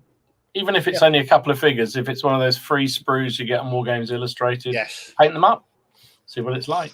You never know. You might find suddenly whole things you never knew you were going to like. Well, you got into painting the samurai, didn't you? And you were always worried about painting. I did, and it was purely just having a go at it. Yeah. And Burrows and Badges. Yes. Where's that red card for Ken? Can I actually ban him? Go on, Martin. What's your tip? What's your advice? I'd probably say just find another aspect. If it's the hot, if it's just painting the miniatures that you're getting burnt out on, then do another part of the hobby. Do some reading, buy a new rule book, have a read of that, or have a go at playing around research or something. If it's just the hobby in general, like wargaming, or just try and have a game, even solo game. Most of us, I know there's people who do paint them just for the joy of painting them, which is probably about 50% of what I do. Have a go and have a game or try and game. But if it's the hobby that's getting done, then I agree with Ken. Just don't fight it. Don't sort of go, oh, I've got to do something. Go play a video game. Go watch a film. Go for a walk. Spend some time with the family. It should be fun, and don't neglect your other mates or your family, or go out. Go down the pub. Go down the pub. Have a few beers, and then you can spend a fortune when you come back. Did I tell you? I know last week after we ended the stream, I told you what happened at the wedding. Did I tell you about the gravel? No. So my only pair of smart trousers that I owned and my suit jacket, the pockets were filled with gravel, and I think I was collecting basic material from this driveway to stately home we were at. I just had pockets of gravel. Oh, that's brilliant! Love it. It was like really fine stuff. Is it really good? Is it gonna? Yeah, it was really good stuff. Martin, I can see you are being on Country Files Most Wanted on the next episode. There you go. Look, I fished it out of the. There's a really nice fine gravel. It's going on my Crusader bases. Can I just say that On Point HQ does not condone procuring basing materials from stately homes. I felt like it was part of the wedding favors, like those things you like. I got, some people take loo rolls, mine takes the gravel. Well, no.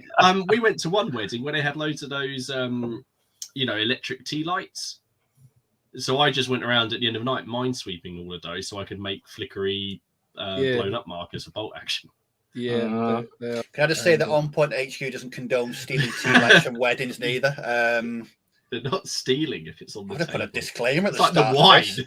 It's like the wine. If it's on the table, it's free game. And the gravel was on the drive. That's...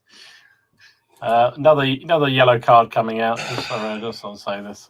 They're all having a go tonight. They're all sticking the boot in tonight, lads. They are. It's a yellow card. I'm very happy. I'm very happy about this because it's finally it's creeping up on you. Listen, at least we've still got ours. We still got ours. We didn't just get rid of them because give it away. Yeah, but you can look at it this way. I got rid of mine, and I've made someone very happy that couldn't get hold of the back of 6 mil stuff because they couldn't do the big orders at that point. So I've made another Wargamer's life better. What did he give you? What are you doing? What are you doing? You're just hoarding for the sake of it. Hang on. No. Let's roll that back. What did he give you? What did he give? I remember. He gave you a lot of ECW. Yes, and then I made another Wargamer's life. Yes, but then I made another Wargamer's life. But at the same time, you made Miller very, very sad. Gotcha. So in the yin and the yang, you're negative. Sorry. Here's an update on Alid and his shed. Poor old Alid. I go to the pub, been sleeping on the sofa 9 nights. Oh dear, you just killed Martin as well, Alid. Well done. I feel for you, but that's also made my time. Alid, at least you're still in the house. That's true. Yeah, that's you got to take that. Well, only until the shed's built, and then he's in there. There's no papers. Miller, very sad. Well, I hope everyone found that useful. It was like a bit of a. That was a nice one, Steve. I enjoyed that. Yeah. That was good. That was good, mate. I just hope I don't have another bout in the near future. Right? Have we got news? Yeah, we do. Yeah. Right. Let's find the. Make sure I get the right video this time. I said I was going to talk about some news, and I forgot. Is it this one? Let's see.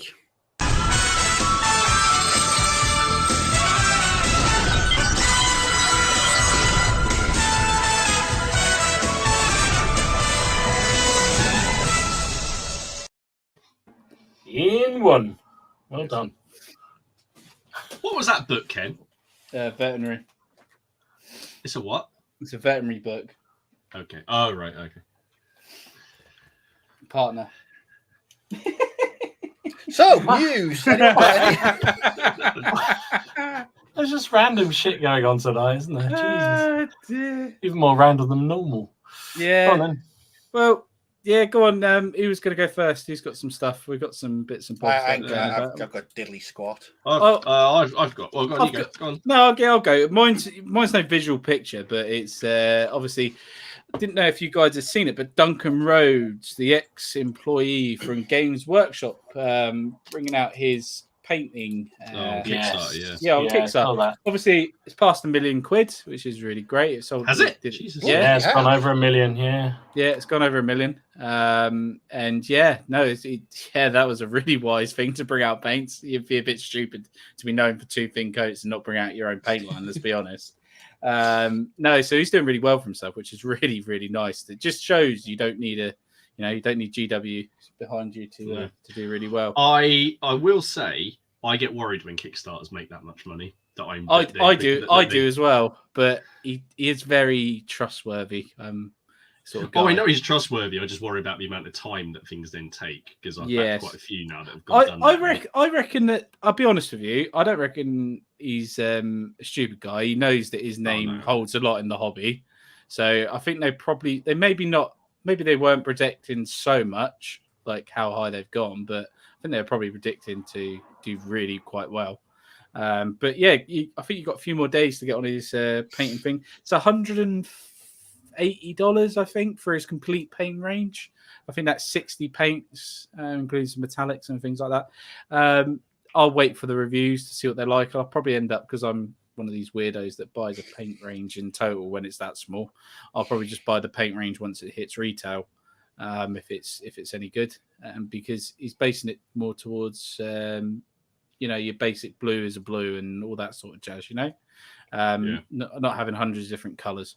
The only sad thing I find about this, obviously, if he's bringing out his own paint range now, is when he does his videos, he's going to be using his own paint range, isn't he?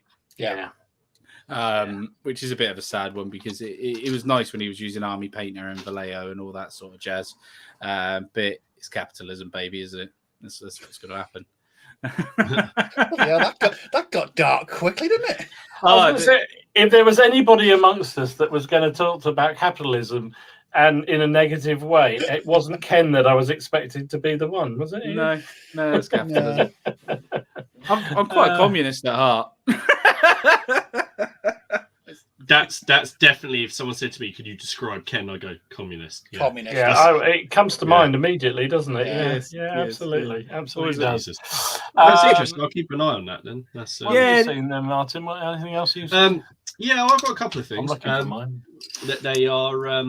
It is GW, because even though I still like to point some things out. Do you remember last week I put up these? I know we talked about it a little bit. I put up these lovely things, which now I appear to have. I think I left them actually at the top of the stream. Yes, these things here.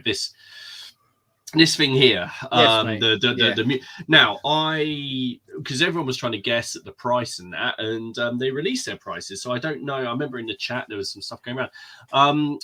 Now that miniature there is £30. I'll admit I was flabbergasted. I'm not often flabbergasted. Well, not in public anyway. I was really, really shocked at how cheap that was. I thought that was going to be a three figures. Yeah, for sure. I've worked out why it was £30. I've worked it out because you're going to buy more than one of them, because they're goblins, aren't they? So you're going to need more than one for your army. That's how GW's price instructions. If I was playing Oathmark or Age of Magic or something, and I was I wanted that, because Age of Magic, you can kind of create your own. It's not create your own monster, is it? It's you either have like a 4-legged monster, a 2-legged monster, or a flying monster, and they've all got the same stats. It's just that they're. So I didn't think that was unreasonable at all. Now, what about this one? How much do you think that one is? I thought that was going to be 50. I'm going to say, I'm going to be sort of between 50, 60 quid. All right, Dom, what do you reckon? Well, I would have said more, 75. All right, so that one's 90, 85, 90. Yeah, again, because that's a boss or a lord, isn't it? Yeah. So you're only going to buy one of them. Is that because you're paying to play? Is that pay for effect rather than miniature? Yeah, you are. You're paying. It's the GW model, isn't it? The rank and file troops are pretty reasonable. I thought it was interesting. Because I quite like that other one. No, I'm not going to buy it, I don't think, but I quite like that other one. So I thought I'd just update because we were talking about it last week. But something I did see. Now I think Steve, I know you like this. I'm not sure. I don't think Dom does, and I think Ken does. But one game which if there's any GW game that I'm trying to not look at because I know I'll buy it, other than Lord of the Rings, which for some reason I don't really count as a GW game in my head. For some reason. No, even though I did. I don't. It just is Necromunda. And Necromunda at Gen Con has just revealed a new book, which is the Book of the Outcasts, to add all sorts of random flavor. I just really like the sort of the way that they're doing their releases. I think it's really cool. But I have this thing. Sometimes for me, it's not even necessarily models, figures that get me into a set. It's when people release scenery, and I'm like, that will look cool. And they've basically showcased a marketplace. And I don't know why, but I just think that's really cool. And the Underhive market, and it'll be plastic again, won't it? That's plastic, isn't it? And I just think it's cool. And I don't know how, but it might not be that expensive. But I then found myself on the GW website looking at Necromunda, and I was amazed at the amount of stuff that was on there, and all of the conversion packs are insane. It's Forge There World, is isn't it? If I remember rightly. No, it's all plastic. No, it's all plastic, is it? It's all plastic. I know Forge will do a handful of characters. Yeah, they do. okay. They do some mercenary sort of, what do you call it? Like guns for hire. But they've got. I was just impressed with that. I like it when they do. When any company does scenery that's say out of the norm. So like a marketplace in the Underhive, I think is quite cool. So I found myself then on their website looking at the gangs and the starter sets and remembering what it was like to play and kick someone off a gantry and then land in a pool of acid and then me get the guy with the heavy bolter and I'm going to take out, and then the lowest guy on the other side kills my biggest champion, and there's some cool things. There are some cool models, and we've always said, say what you will, but they do make cool models, and they've got some new ones on there. I've not looked. What's the have the re-released rat skins? Not yet, though. There's a couple of guns for hire who are rat skins. They've released all of the standard gangs we had to start with, but they've also released some I can't remember what they're called, but they're called like the I think there's something they call themselves. I think it's like the cult of skin.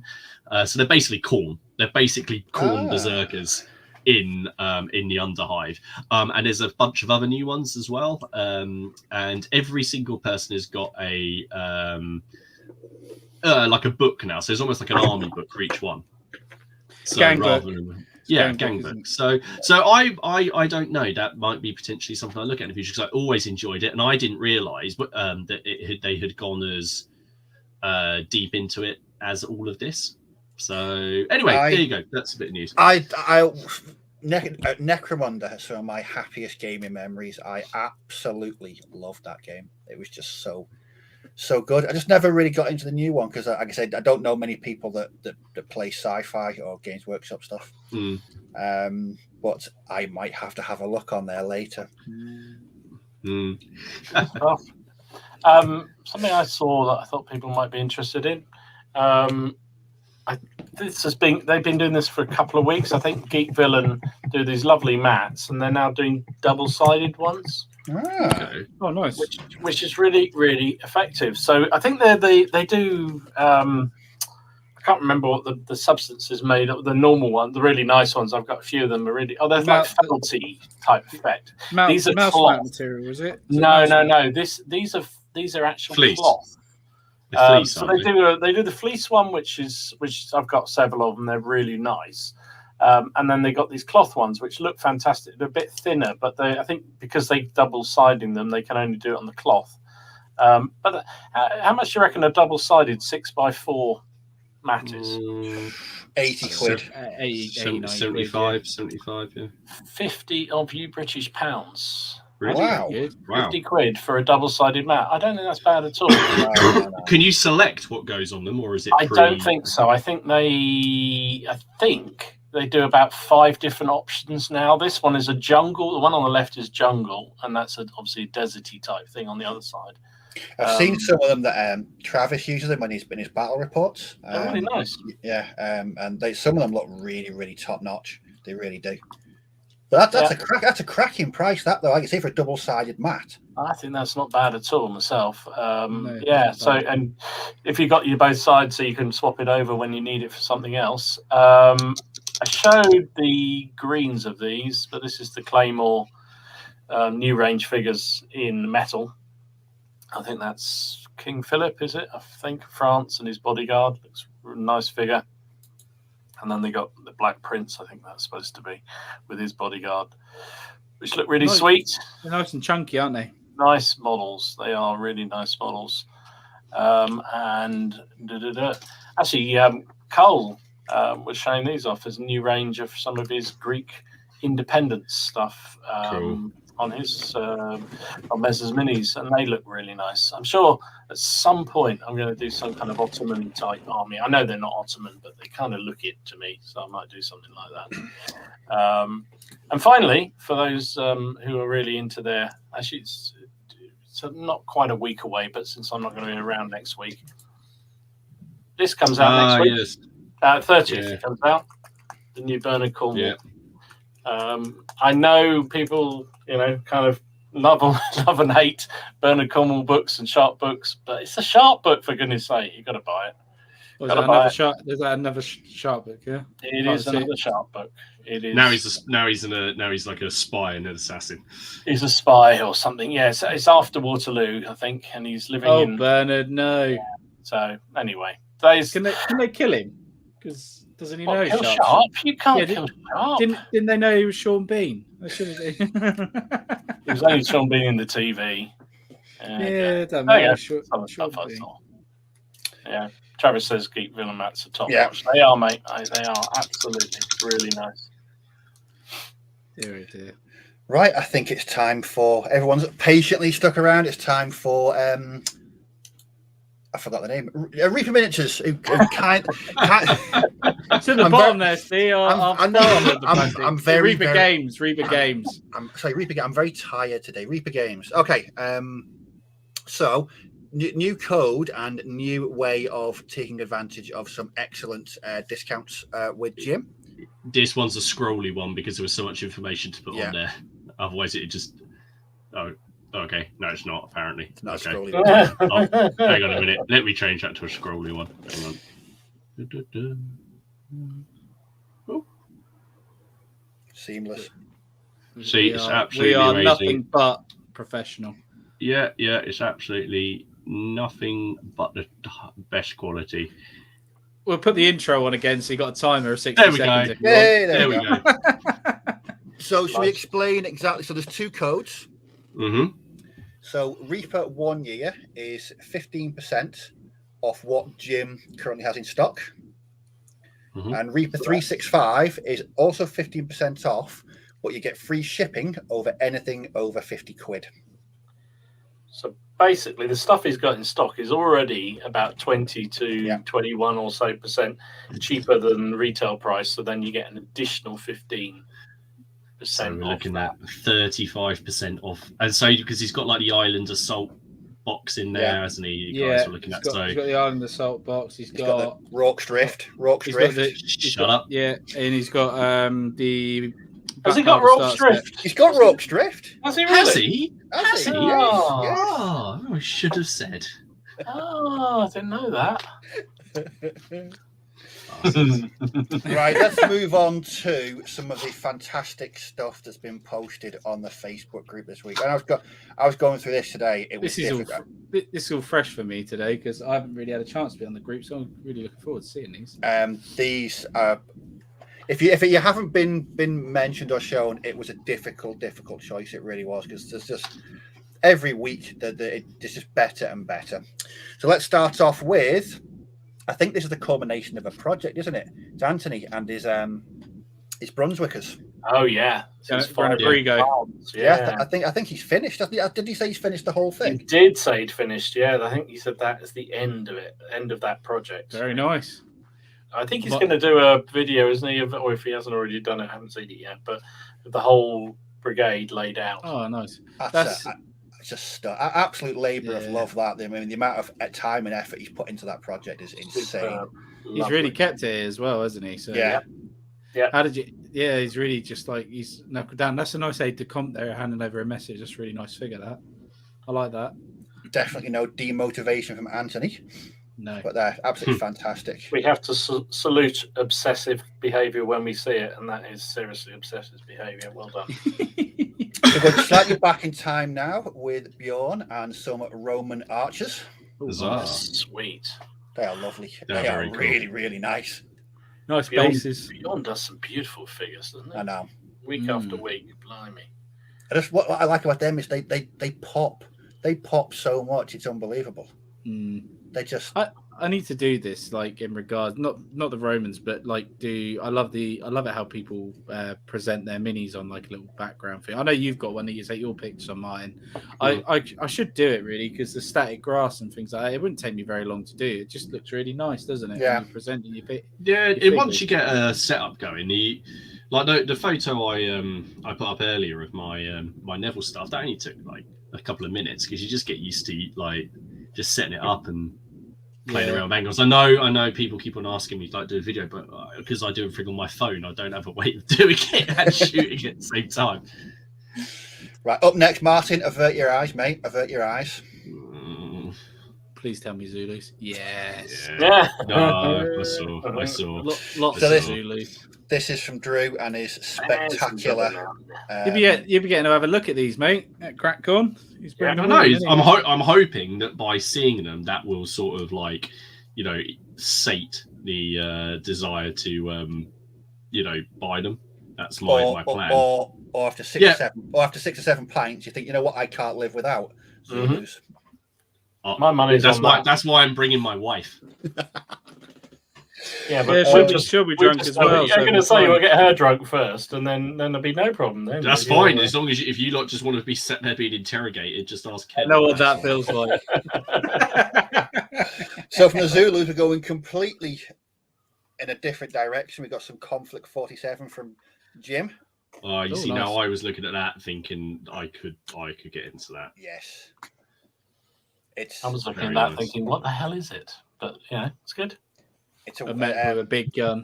It's a walker. That's what one of my next projects. Is it a 21st century sex aid? Excuse me. I don't know. He's saying that as he's tapping his paint. Is kind of. Yeah, it's a bit weird, Dom. That's not my paint, mate. Oh. No, Jesus Christ! Right, it's the water. No. That's not just a red card. That's beyond the red card. I can't even find it. I'm so shocked. Who's challenging us this? So up next is Lee with some. I think these are red card. Finally got a red card. Brilliant. Yay. He's not a superstar, Jesus. No. So these are these Silver Tower. I think these are ages. Yes, mate, they are. Yeah, they are. Yeah, they're Zeech. Yeah, they're Zeech. That's what they are. They're cool. Yeah, they are very nice. I like the blues and the turquoises on there. I'll be honest, those bases look banging. Yeah, especially that one in the middle on the right. I love that base. That is really cool. They do look very, very, very nice.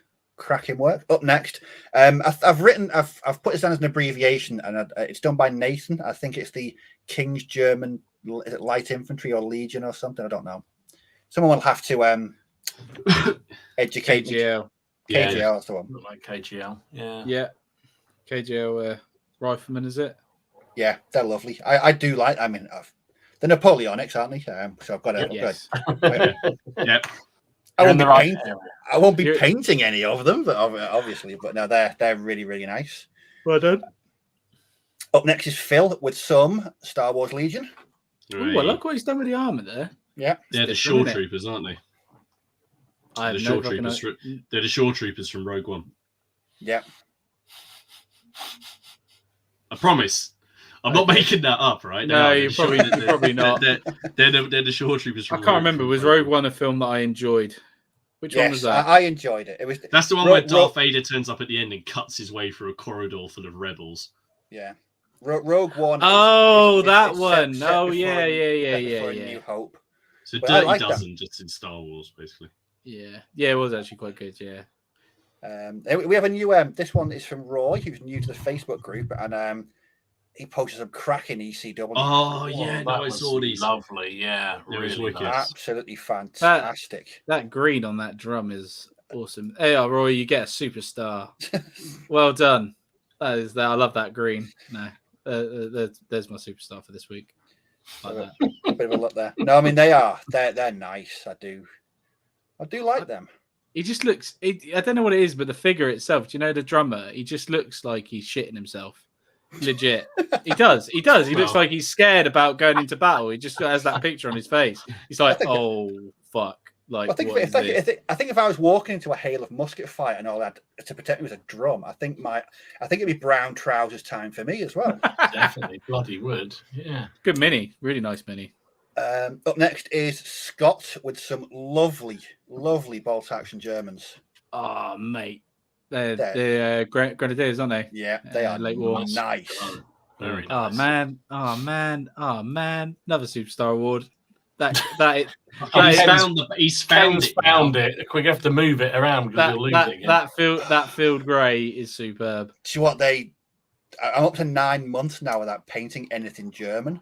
See that field grey though. Yeah, what shade of feel great? That's not the correct tone. As if I'd say anything like that. Now that is a lovely green. I've killed Martin. That's fantastic. You killed Martin now, look. Jeez. Up next is Stephen with some more Stormcast Eternals. Yes, I'm enjoying. Oh, that's really cool, man. Nice colours, nice contrast on them, isn't there? It's really nice. So are they like Age of Sigmar Space Marines then? Yes. Yeah, pretty much. Yeah, pretty massive. much. Yeah. And sticking with Age of Sigmar, we've got some stuff from Tony. We got his Cities of Sigmar completed army. Oh, well done. That's another completed project. Brilliant. Good Oh, job. wicked. Yeah, that is really cool, man. He's got some war machines in there. Some old Empire stuff there, isn't it? Yeah, I think given my rather pasty or hazy knowledge of Age of Sigmar, I think Cities of Sigmar, is that all the humans like Breton? I think so. You can use your Empire, Bretonians, and all that models in it, isn't it? Yeah, I think is it like the armies of humans? Yeah. Yes. And he'll be really. I hope he enjoys playing it and don't want to play fantasy again because he'll be really pissed that he has to base those square again. Because when it comes out next year, he'll be extremely pissed. No, the next one really tickled me. Yeah. Yeah, I saw that. There was a note that was with that. What's he called? Seventh Son. This is from Tony, and this is Tony's homage to a certain YouTuber member of the Plastic Crack podcast. Hey, there you go. Where's your model, Ken? We've got mine. We had one of me, didn't we? Someone done one of me. What was it? A dwarf or something? Or ginger beard one? It was something, wasn't it? It was. Yeah. It was. Yeah. Wasn't it one of the gunfighters? One of the. I painted up the gunfighter as Ken with the one with a bag on his head. That was the one that I said was Ken. That's right. So back to Napoleonics, and here's Torbjorn with some 95th. Yay! Nice. Yay! The little green bastards. Little green bastards. Exactly what I'm painting at the moment. Very nice. They're not when you play the fuckers. Do they still? Are they? Didn't they release them in resin or plastic? Yeah, they're in plastic. The Rifleman kit from War Games Atlantic. Yeah, but they're in resin as well now from Warlord Games. Warlord you can Games, get the original pack in resin because they did that paint a rifleman thing, didn't they? It's actually in resin, is it? Instead of metal? It was Warlord resin. Yeah, it was Warlord. Because I can see me painting some 95th. You're brave. I can see you painting one. No, I mean, they're green. They're green and black. I mean, there's not that much. There's no white tomfoolery all over them. There's no straps and stuff. There is straps on them. They're all black. Exactly, I can do that. They're black, they're leather, and they're white. There's 3 straps. There's 2 straps coming across one shoulder and 1 strap coming across the other shoulder. Yeah, I reckon you'll get 7 done. I like that. I like a little gun like that. I think they're really good. That's Perry's. Is it? Yeah. Is it really? All right, it's a little, isn't it? Yeah, 37. Yeah, from Early War, isn't it? Is it Paratrooper? No, Fallschirmjäger, isn't it? Looks from the helmet, looks like Fallschirmjäger. Yeah, I want to say so. Does, but... And the one on the right. I don't know about the loader, but I think it is. I think it is a Fallschirmjäger gun. Yeah. I think you are right. I think they used that. Because later on they used a stabilized ammunition, didn't they? That gave it extra velocity. That's right. Yeah. It wasn't much cop against heavily armored tanks. And, no, it's all right against light armored early. Early war it was all right, apart from the French Charles. But then when Churchill's started turning up, a little door knocker. And last but not least this is absolutely fantastic. This is just so good. That's me.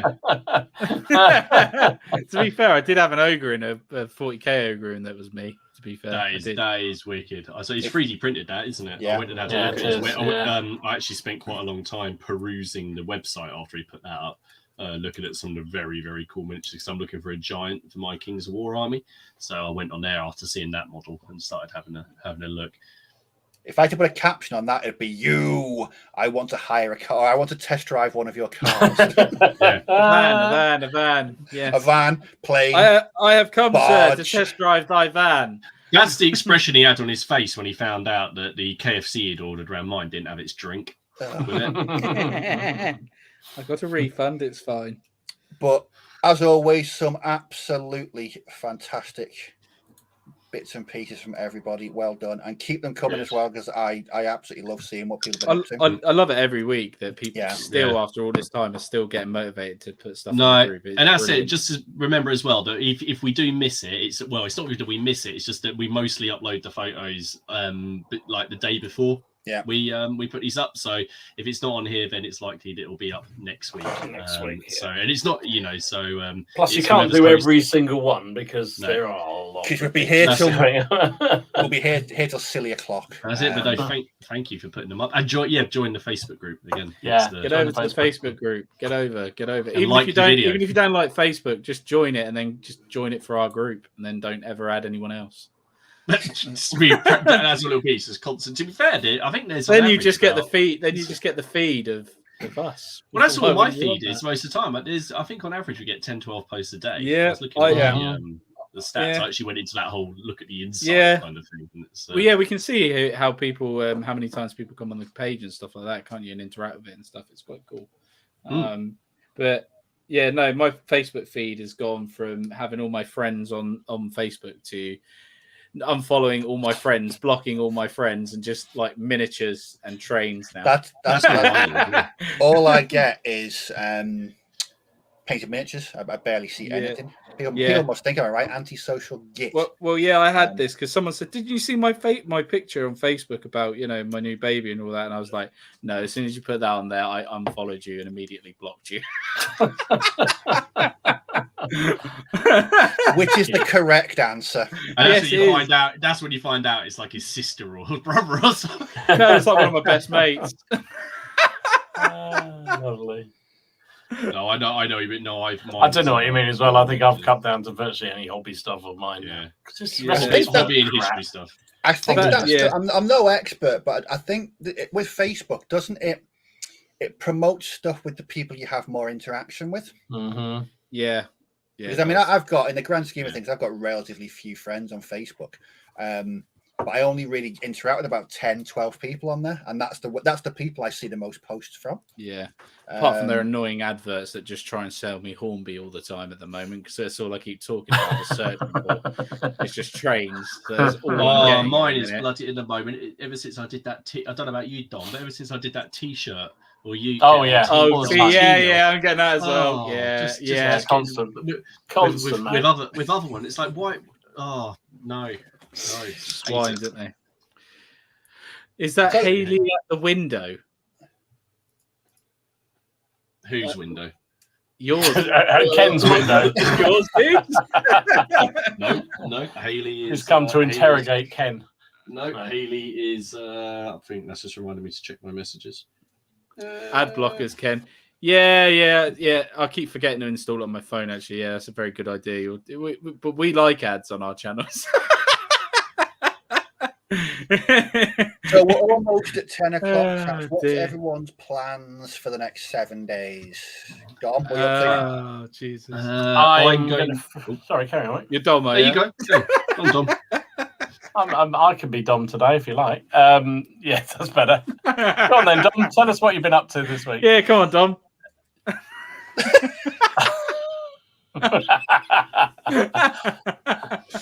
Jesus.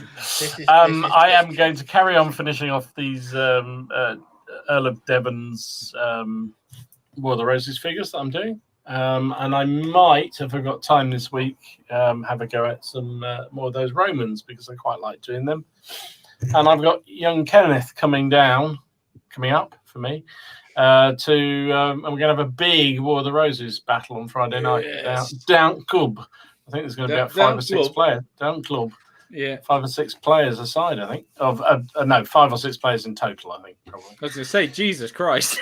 Yeah, that is a big game. I've got enough figures, but not enough. I don't think I've got enough figures for one side. I do need to bring my models this time. Yes, you do need to bring your models this time. This is good news. Selected yours. Northumberland. The last time you turned up, you didn't pay any subs, you didn't bring any figures, and you annihilated everyone. Yeah, I pissed a lot of people off. What we haven't told him, Steve, is we've moved the venue because of that. So it's not. You weren't blackballed at the club. Dear, no, it's good. It was really good. And I'm hoping people can accept my. It was really weird actually because it's one of those situations you walk into and you're like, these are all brand new people, and you're like, you're not yourself that first week. As the weeks go on, people will learn who I am. That sounds bloody ominous. So, Ken, is your week going to be more scraping of plastic mold? Kind of, because I'm going on holiday tomorrow. I'm going up Martin's Way. I'm going to Cambridge, spending a few days up there, and then heading back down here to go to club on Friday. But no, I don't know why I'm saying that. It's in Farnborough. It's not even up north. If you're going to say it like that, there's a couple of things you need. Tea? A flat cap, a whippet. A whippet. And a pint of bitter. And a pint of bitter. You're quite right, SJ. I do need to find a new club. Time for Dom to find a new club. Yeah, no, it's one of them. I'll be scraping mold lines. I think probably for the rest of the week. I'm not too sure yet. You never know. The painting thing might come back, and I might think I might want to paint. But no, if anyone's interested as well, the YouTube channel I was watching for the trains and watch it for the start is Everard Junction. Yeah, Everard Junction. Yeah, I know that. Yeah. Yeah, he watched it, dude. He's fucking so good. I'm watching all of them on the TV downstairs. Black pudding. Yeah, it's so good. So good. Speaking, who likes black pudding? Me. I do. I like white pudding as well. I don't even know what the difference is, but I like it. Is whatever it is. And very quickly, Martin, what are your plans? Finishing the 95th, painting more Crusaders, and I've got another unit of Wars of the Roses stuff that I should have done by next week. There you go. Steve, don't forget the pigeon. Is that a northern thing, Steve? Oh, apparently we all keep homing pigeons up here as well. Yeah. Oh, okay. Actually, with Steve's new habit, he'd probably paint it and shove it on a base. Yeah. Give it a piece of wood with a nail hammered through it. Yeah. Violent pigeon. My plans are to get some Agrax Earthshade that's not glossy, so I can continue painting my bolt action, not ruining figures and then crying into my paint water. Nice. Paint water full of tears. Yes. Next week, it's a bit up in the air, isn't it, lads? Yeah, we're not too sure. It's meant to be me, but it might be. It might be me or Steve. It depends. I'm definitely not here next week.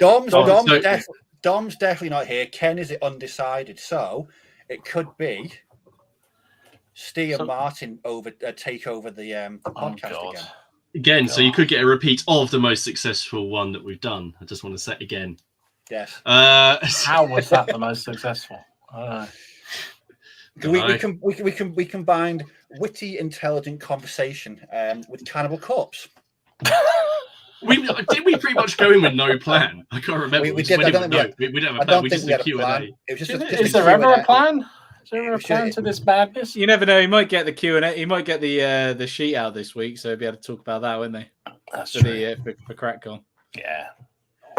Right. Well, we're 2 minutes over, and I'm in desperate need of a cup of coffee. So, big, massive thank you to everyone that showed up and gave some advice and tips about painting demotivation. Another big thank you to everyone that's watching this on the catch up. We really do appreciate it. Check out the code down below for Reaper Games. Yep. Yeah. Very generous amount there. Very, very, very generous amount. And a big thank you to everyone that has joined the Facebook group for our magical 300. Get on there. Get on there. Yeah, the magical 300. Get on there. You get your minis shown. It's great. Yes. Right, we're all off. So thanks again, everyone, for joining us, and we shall catch you all next week. Keep a lookout because we're not quite sure whose channel it'll be on, but we'll post something on the Facebook group either way. Bye. Take care, guys. Bye. Bye-bye.